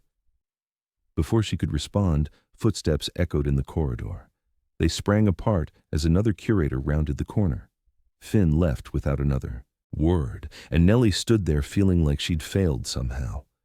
The rest of the evening passed in miserable tension. Finn left early, citing a morning obligation. Nellie stayed until the bitter end, smiling until her face hurt, accepting praise while her heart ached. At home alone that night, she stared at her phone, drafting and deleting messages. Finally, she called him. "Hey," Finn answered, voice carefully neutral. "I'm sorry. You were right. I let fear make me pull back, and that's not fair to you or to us." Silence stretched. Then, "I'm scared too, you know. Scared that your world will always see me as less. That eventually you'll realize everyone's right and you are settling." "I'm not settling. But I am scared. Scared of losing my career, losing respect I've fought so hard to earn. Scared that choosing you means sacrificing professional credibility. It shouldn't be a choice. I know, but in my world, sometimes it is." Her voice cracked. "I just need time to figure out how to navigate this." "How much time?" "I don't know." Another pause. "Okay, take your time. But Nellie, I need you to know that I won't be hidden. I won't apologize for what I do or who I am. If being with me costs you professionally, I understand walking away. But I won't be kept secret. I don't want to keep you secret." "Then prove it." He hung up, leaving her alone with her fear and her phone and the growing certainty that she was about to lose the best thing in her life because she was too afraid to fight for it. The next few days passed in painful limbo. They texted occasionally, surface-level check-ins that felt nothing like their usual easy conversation. Nellie threw herself into post-opening work, cataloging feedback, coordinating with docents. But everything felt hollow. Poppy, showing up at her apartment with wine and concern, didn't pull punches. "You're being an idiot." "Thanks, that's helpful." "I'm serious. You've finally found someone who loves you exactly as you are, and you're going to let museum politics ruin it?" "It's not that simple." "Yes, it is. You're choosing fear over love because fear is familiar. Love is terrifying. I get it. But Nellie, you deserve to be happy, and that man makes you happy. What if choosing him means losing everything else? What if choosing everything else means losing him? What's the point of professional success if you're alone and miserable?" The question haunted Nellie through sleepless nights. She'd worked so hard to build her career, to prove herself capable and credible. But what was it all worth if she couldn't share it with someone who mattered? On Friday, she made a decision. She called an emergency meeting with the museum board, requesting time on the agenda. Harrison looked smug when she walked in. Dr. Phillip looked concerned. The museum director looked confused. "Thank you for making time," Nellie began, hands steady despite nerves. "I want to address some concerns that have been raised about my relationship with Finn Hartley." Harrison leaned forward, satisfaction evident. "Finn and I are in a romantic relationship," Nellie continued. "It began after the contract for display cases was awarded and completed. The selection process was merit-based, as documentation clearly shows. I have not and would not compromise museum interests for personal reasons." "But you admit the relationship creates the appearance of impropriety," Harrison interjected. "I admit that some people might see it that way, but appearance isn't reality." She met his gaze steadily. "Finn Hartley is an extraordinary craftsman whose work has received national acclaim. His display cases have brought attention and praise to this museum. My relationship with him doesn't diminish his talent or my professional judgment." "The question is one of ethics," Harrison pressed. "Then let me be clear about my ethics," Nellie said firmly. "I believe in transparency, which is why I'm addressing this directly. I believe in merit, which is why Finn was selected. And I believe that my personal life, as long as it doesn't interfere with my professional responsibilities, is my own business." She paused, gathering courage for the next part. "I also believe that if this board determines my relationship makes me unsuitable for my position, then perhaps I'm not the right fit for this institution. Because I won't apologize for loving someone, I won't hide a healthy, honest relationship to satisfy narrow definitions of propriety. And I won't work somewhere that requires me to choose between professional credibility and personal happiness." The silence that followed was deafening. Dr. Phillips smiled slightly. The museum director looked thoughtful. Harrison looked furious. "Are you threatening to resign?" Harrison demanded. "I'm stating my values. What you do with that information is up to you." The museum director spoke for the first time. "Dr. Bradford, your work here has been exemplary. The African American History exhibit is already exceeding attendance projections. Your scholarship is beyond reproach. Speaking for myself, I see no conflict between your relationship and your professional responsibilities." "Agreed," another board member added. "This seems like a non-issue manufactured into a problem." One by one, board members voiced support. Harrison's face grew red, but he was outvoted. The museum director concluded the meeting with a statement that Nellie's position was secure and her personal life was her own concern. Walking out, Nellie felt 10 pounds lighter. Dr. Phillip caught up with her in the hallway. "That took courage," her mentor said. "I was terrified. But you did it anyway. You stood up for yourself and for what matters. That's growth, Nellie." "Thank you. For everything. Go find your craftsman. Tell him what happened." Nellie didn't need to be told twice. She drove straight to Finn's workshop, finding him at his usual workbench, creating something from rough wood. He looked up when she entered, expression carefully guarded. "Hi?" "Hi?" She crossed to him, suddenly nervous. "Can we talk?" "Of course." She told him everything, the board meeting, her speech, the vote of confidence. His expression shifted from guarded to stunned to something that looked like pride mixed with love. "You did that? For us?" "For us. But mostly for me. Because I'm tired of letting fear make my choices, tired of hiding the best thing in my life, tired of being ashamed of wanting love as much as professional success." Finn set down his tools and pulled her into his arms. "I'm so proud of you. I'm sorry I made you feel like I was ashamed of you. You were right. It was my fear talking, not my heart. And what's your heart saying now?" She looked up at him, seeing her future in his eyes. "That I love you, that I want everyone to know it, that I'm done being careful if careful means keeping you at arm's length." His kiss was everything, relief and love and promise and home. When they finally broke apart, both were crying. "I love you so much," Finn murmured against her hair. "I was so scared I'd lost you." "Never. I'm done running. I'm all in if you are." "I've been all in since the day we met." They stood there in the workshop, holding each other, the sound of tools and wood and creation surrounding them. And Nellie thought about all the years she'd spent protecting herself, keeping people at bay, choosing safety over risk. It had kept her from pain, yes, but it had also kept her from this. From love that felt like coming home, from partnership that made her stronger rather than weaker, from the terrifying joy of being fully known and fully loved anyway. "Come home with me," Finn said. "Let's celebrate properly. Your home or mine? Ours. Let's start calling it ours." The word settled into her heart like truth. Ours. Not his or hers, but theirs. A shared space, a shared life, a shared future. "I like the sound of that," she whispered. "Me too." That night they made love with new freedom, unencumbered by fear or doubt. Afterward, wrapped around each other, they talked about the future, about moving in together officially, about meeting each other's extended families, about the life they wanted to build. "What do you want?" Finn asked, tracing patterns on her bare shoulder. "Long term, I mean. What does your ideal future look like?" Nellie considered. 6 months ago, she would have listed career achievements, publications, museum positions. Now, those things still mattered, but they weren't everything. "I want to keep doing work that matters, telling stories that need telling, but I also want this, us, coming home to someone who understands me, building a life that has room for both ambition and love." She paused. "What about you?" "I want to create beautiful things, teach the craft to others maybe, but mostly I want you. Morning coffee together, Sunday dinners with family, growing old with someone who chose me as much as I chose her." "That sounds perfect." "It does, doesn't it?" They fell asleep tangled together, and when Nellie woke in the middle of the night, she felt it, the bone-deep certainty that she was exactly where she was supposed to be, not in spite of her fears, but having moved through them to the other side. The next morning, Finn made breakfast while Nellie worked on her laptop at his kitchen counter. Archie stopped by to grab some tools and found them like that, domestic and comfortable and obviously in love. "You two are disgustingly cute," he observed, helping himself to coffee.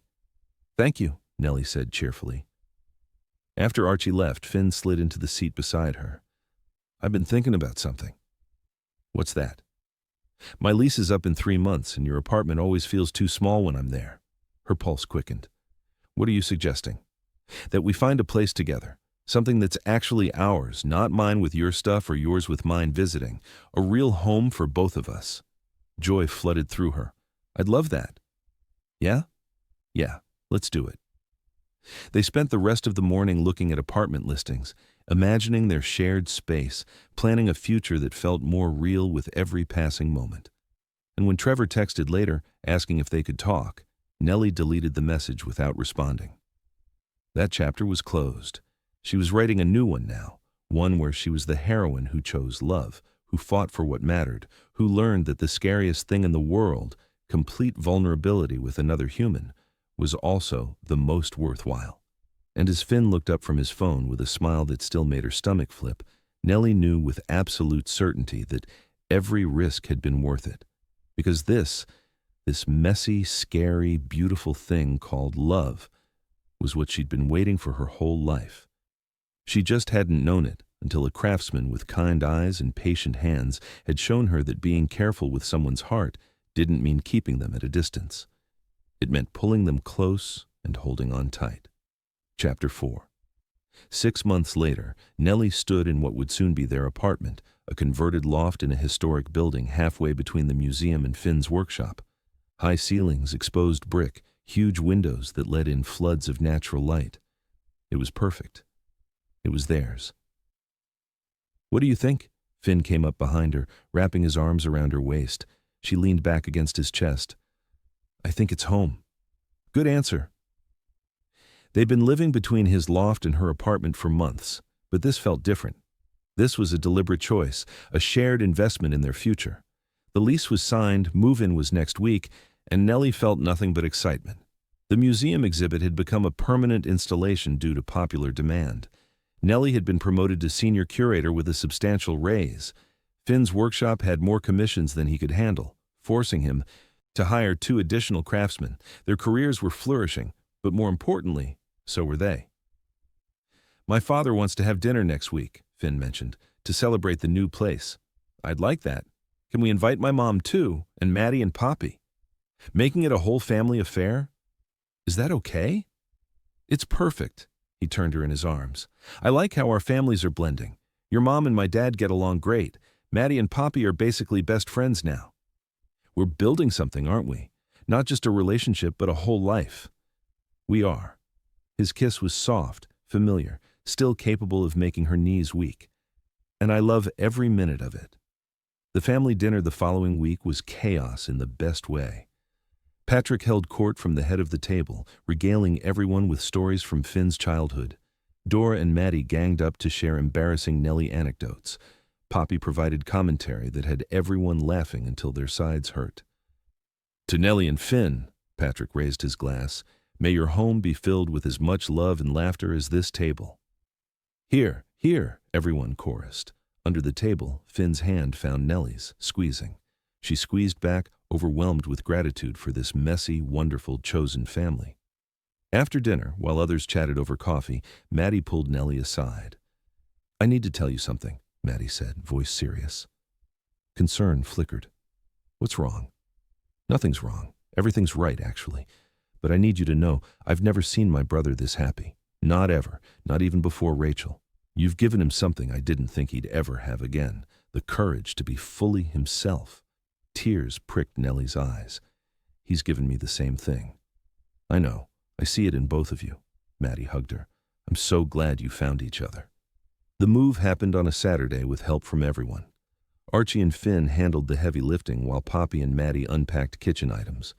Dora orchestrated the chaos like a general commanding troops. Patrick supervised from a comfortable chair, offering advice no one asked for. By evening, the loft looked lived in.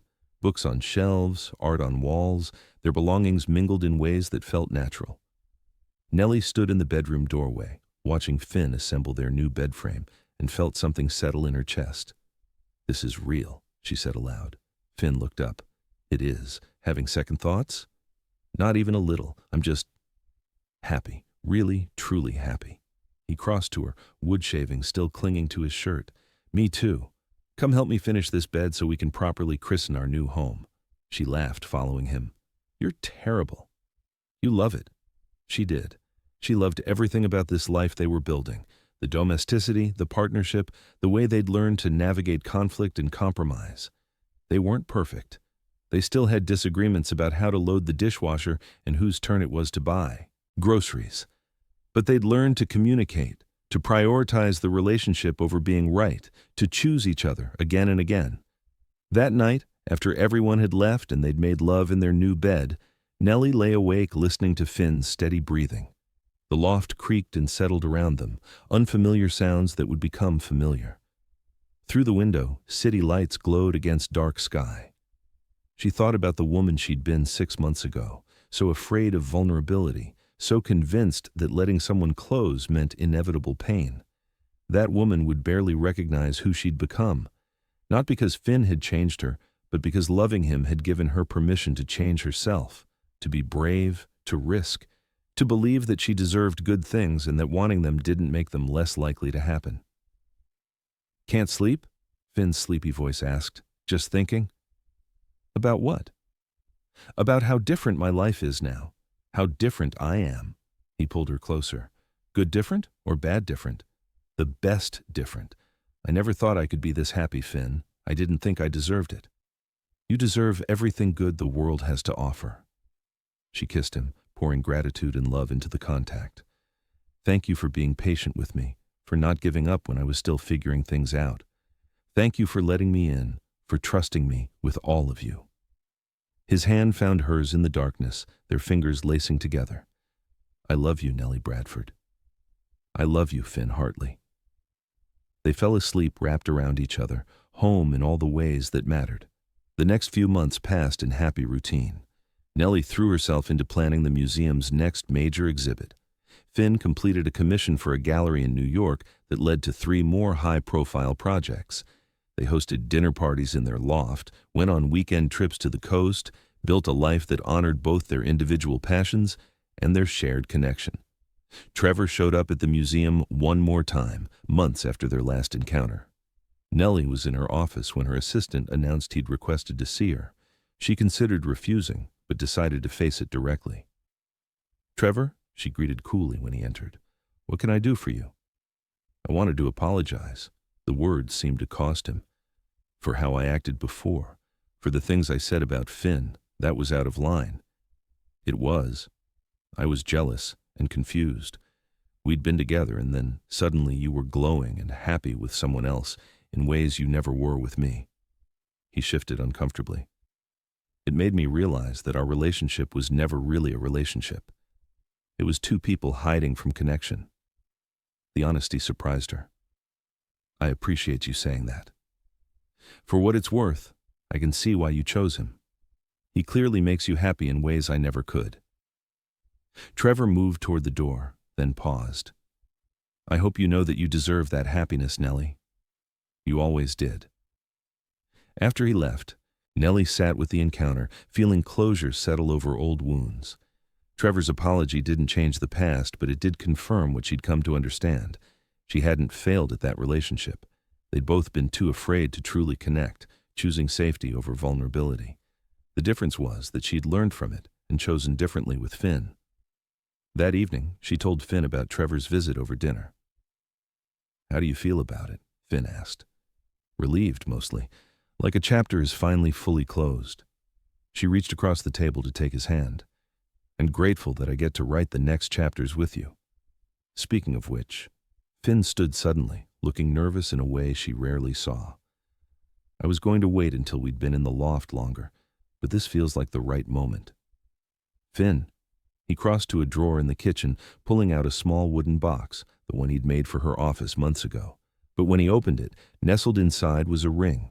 Simple, elegant, with a stone that caught the light. Nellie Bradford. He knelt beside her chair, taking her hand.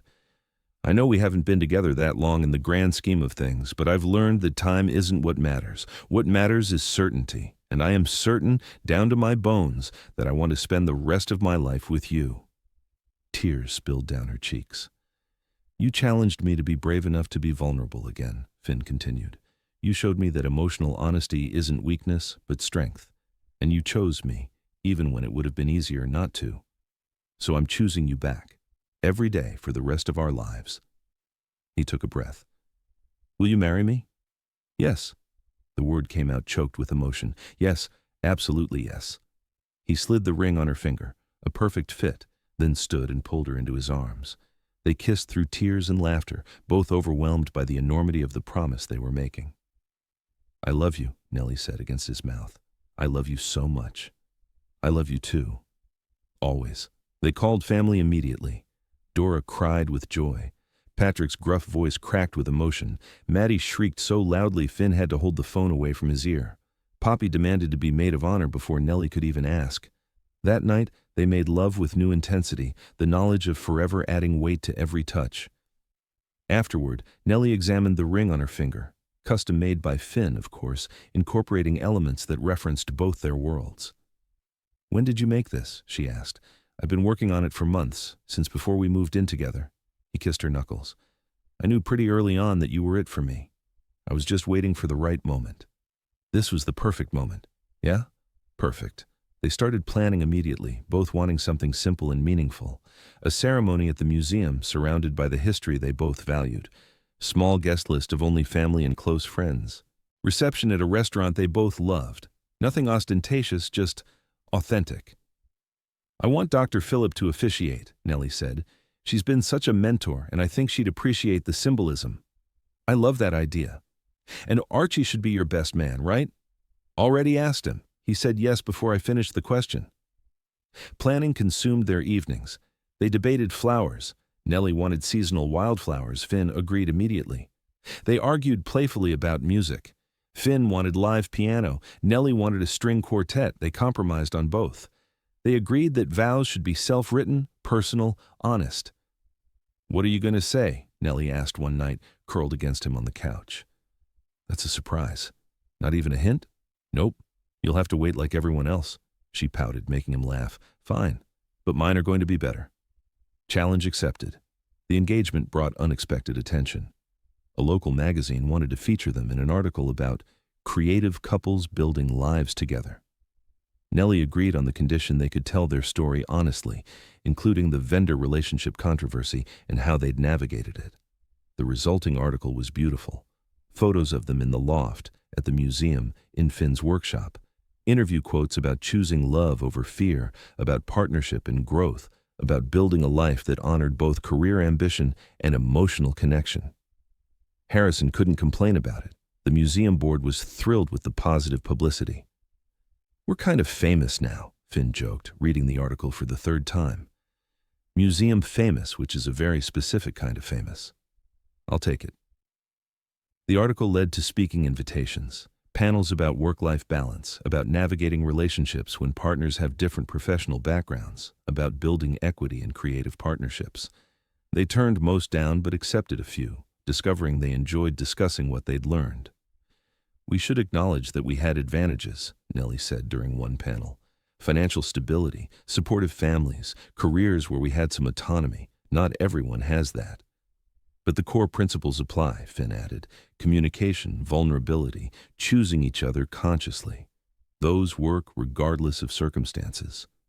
Sitting beside him on stage, holding his hand while they talked about building their relationship, Nellie felt profound gratitude.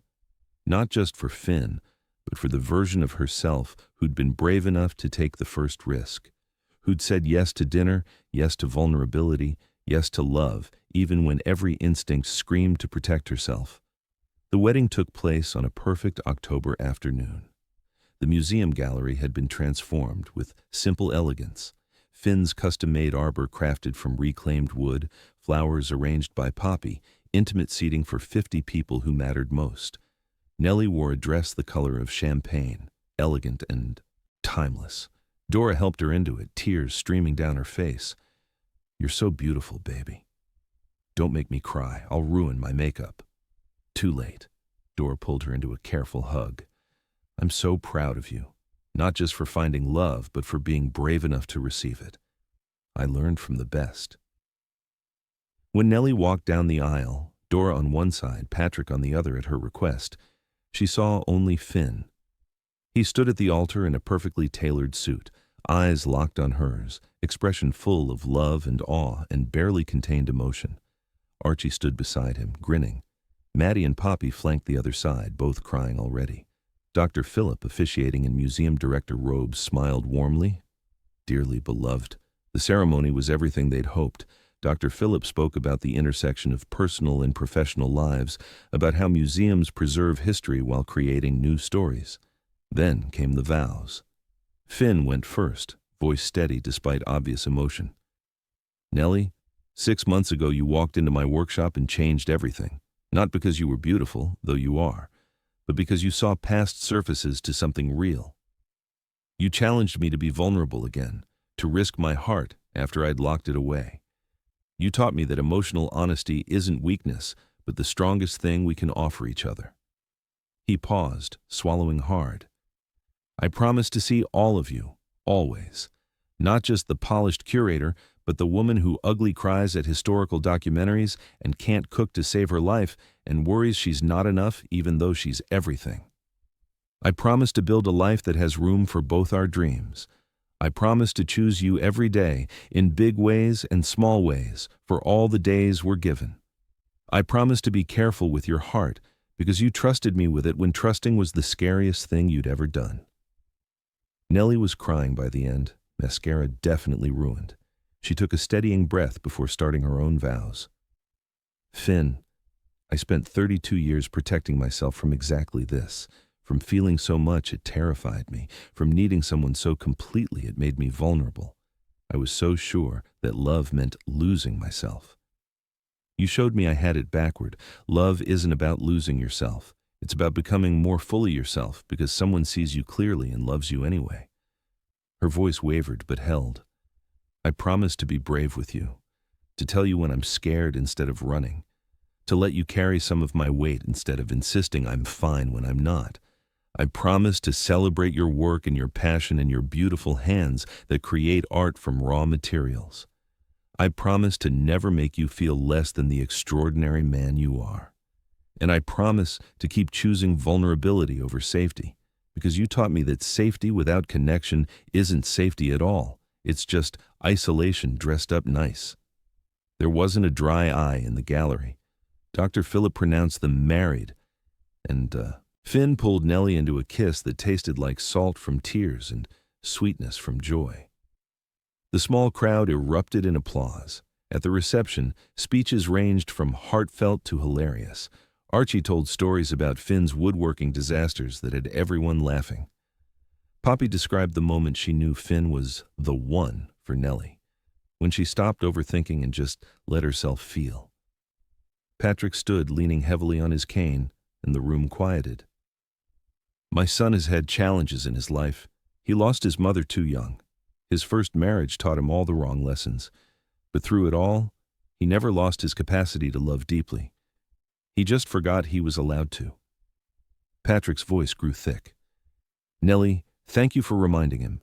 Thank you for being patient while he remembered how. Welcome to our family. Dora spoke next, looking at her daughter with fierce pride. Nellie's father left when she was 3 years old, and I watched my brilliant, beautiful daughter spend 29 years making sure no one else could leave her by never letting anyone close enough to matter.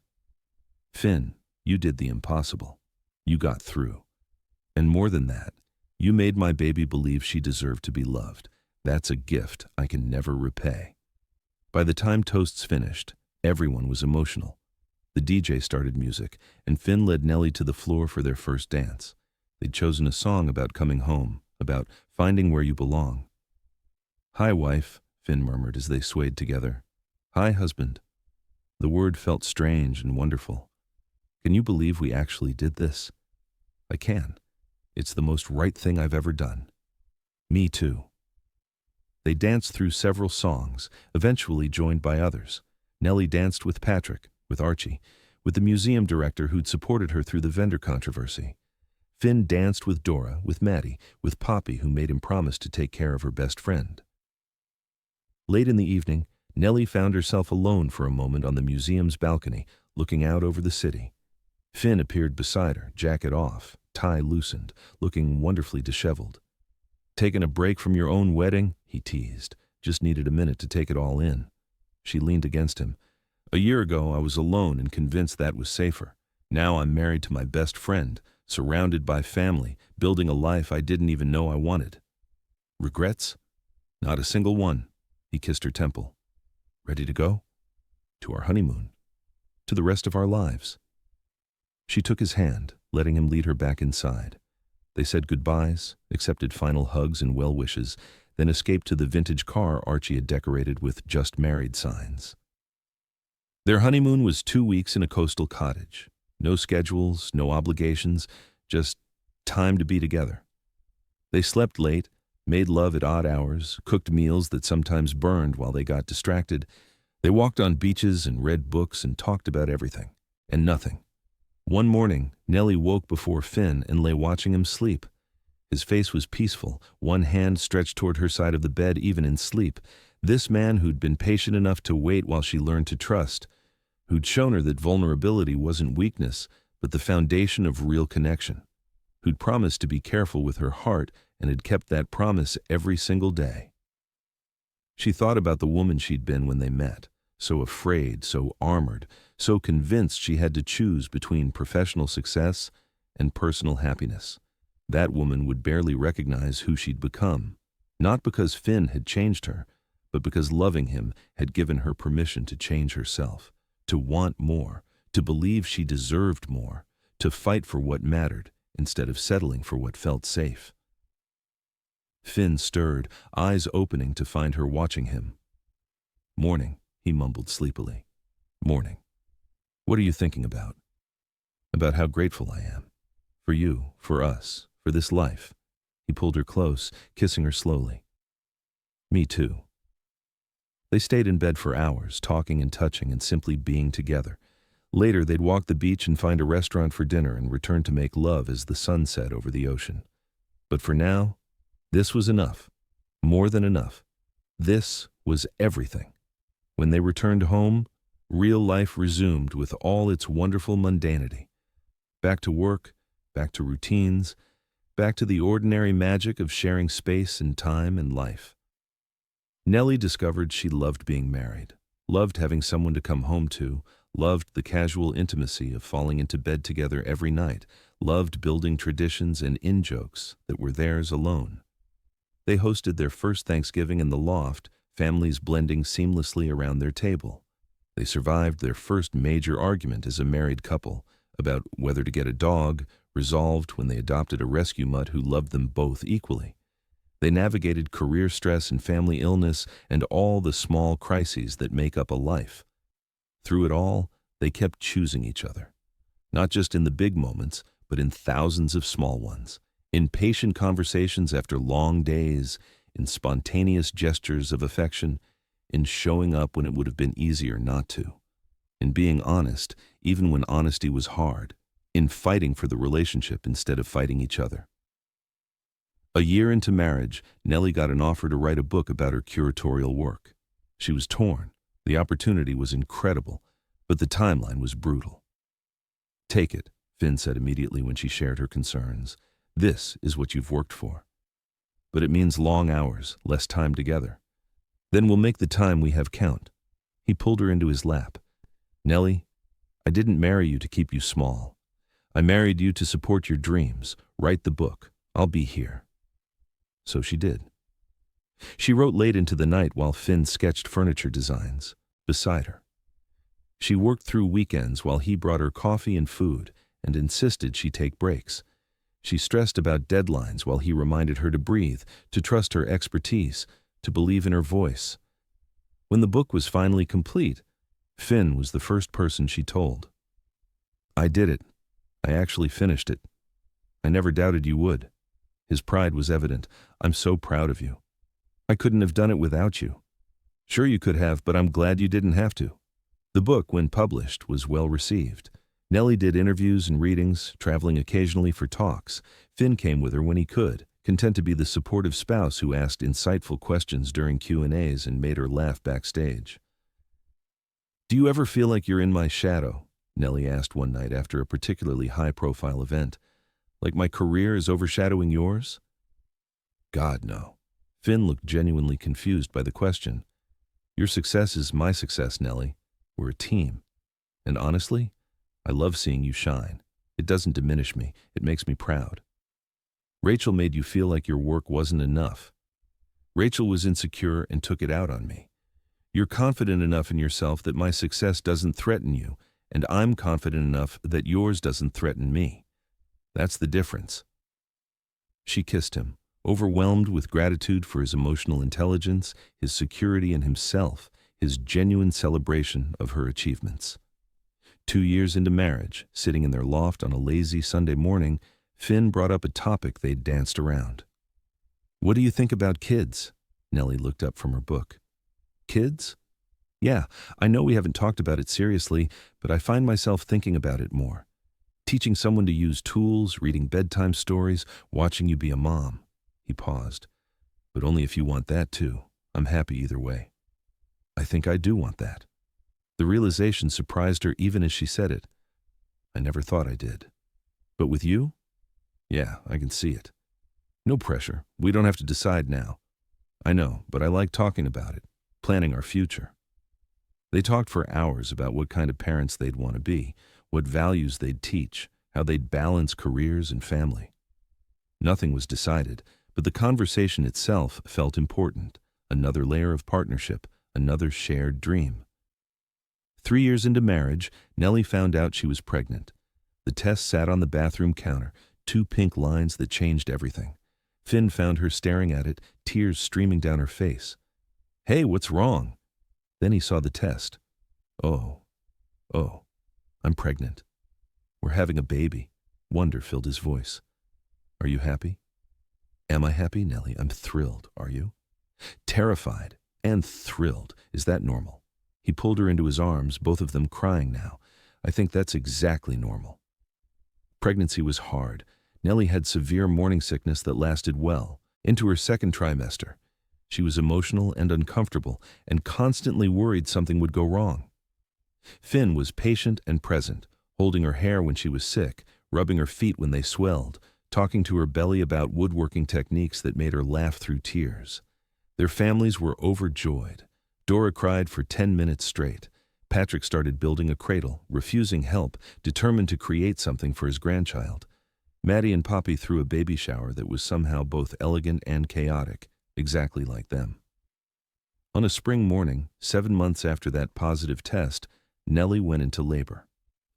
Finn drove her to the hospital with hands clenched on the steering wheel, terrified despite trying to project calm. Labor was long and painful, and at times Nellie was certain she couldn't do it. You can, Finn whispered, letting her squeeze his hand hard enough to leave marks. You're the strongest person I know. You can do anything.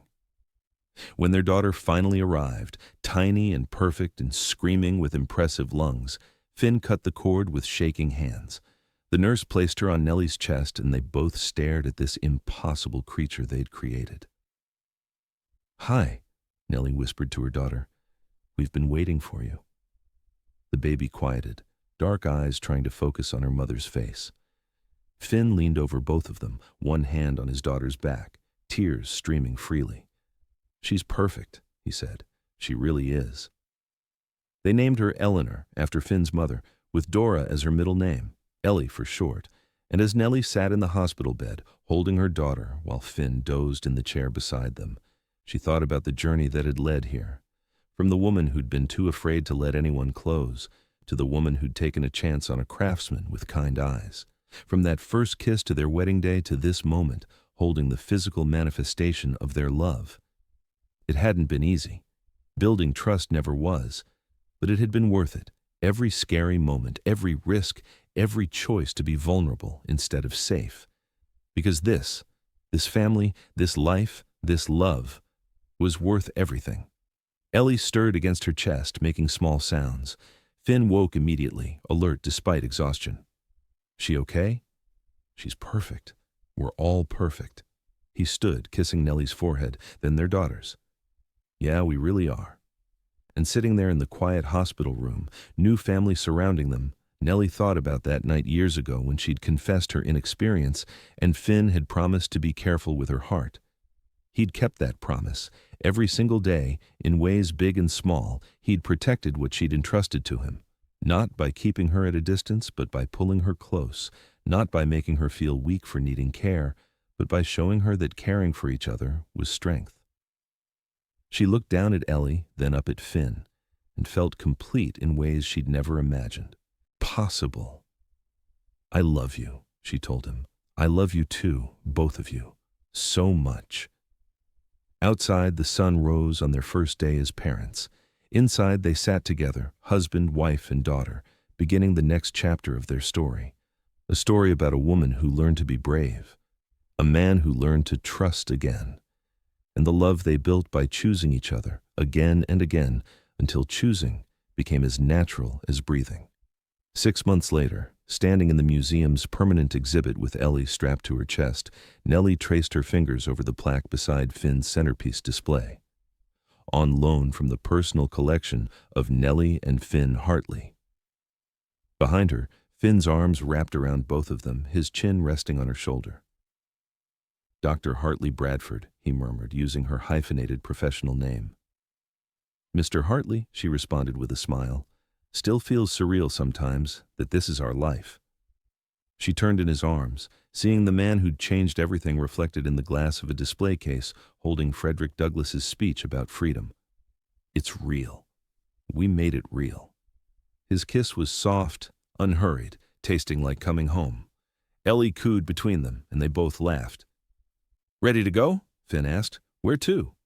"Home, our home, with our daughter? To make dinner and give baths and read bedtime stories and be impossibly, ordinarily happy." Nellie thought about the woman she'd been before Finn, so guarded, so afraid, so convinced that safety meant solitude. That woman would barely recognize this life. But she'd be grateful, Nellie thought, grateful that future her had been brave enough to take the leap. "Yeah," she said, taking Finn's hand. "Let's go home." Walking out into afternoon sunshine, their daughter nestled between them, Nellie reflected on everything she'd learned, about love, about trust, about the terrifying courage required to let someone see all of you, the polished parts and the broken parts, the strength and the fear, the certainty and the doubt. She'd spent 32 years protecting her heart by keeping it locked away. Finn had taught her that protecting your heart didn't mean isolation. It meant finding someone worthy of trust and choosing every single day to be vulnerable with them. It meant letting someone be careful with you, not by keeping distance, but by coming close, not by building walls, but by building bridges, not by staying safe, but by being brave enough to risk everything for something real. And God, was it worth it? Every scary moment, every risk, every choice to say yes instead of no, to stay instead of run, to trust instead of protect. Because this ordinary magic of shared life, of partnership, of family, was everything she'd been too afraid to want. And now that she had it, she understood what she'd been missing all those years. Not safety, connection, not protection, love, not isolation, home. So here's my question for you. Have you ever been afraid to let someone love you completely? What helped you take that leap of faith? Share your story in the comments below. I'd love to hear from you. And if this story touched your heart, hit that subscribe button and the notification bell so you don't miss tomorrow's story. Let me know where you're watching from, and remember, the bravest thing you can do is let someone see all of you. Until next time, this is Dear Love Diaries, reminding you that love is always worth the risk.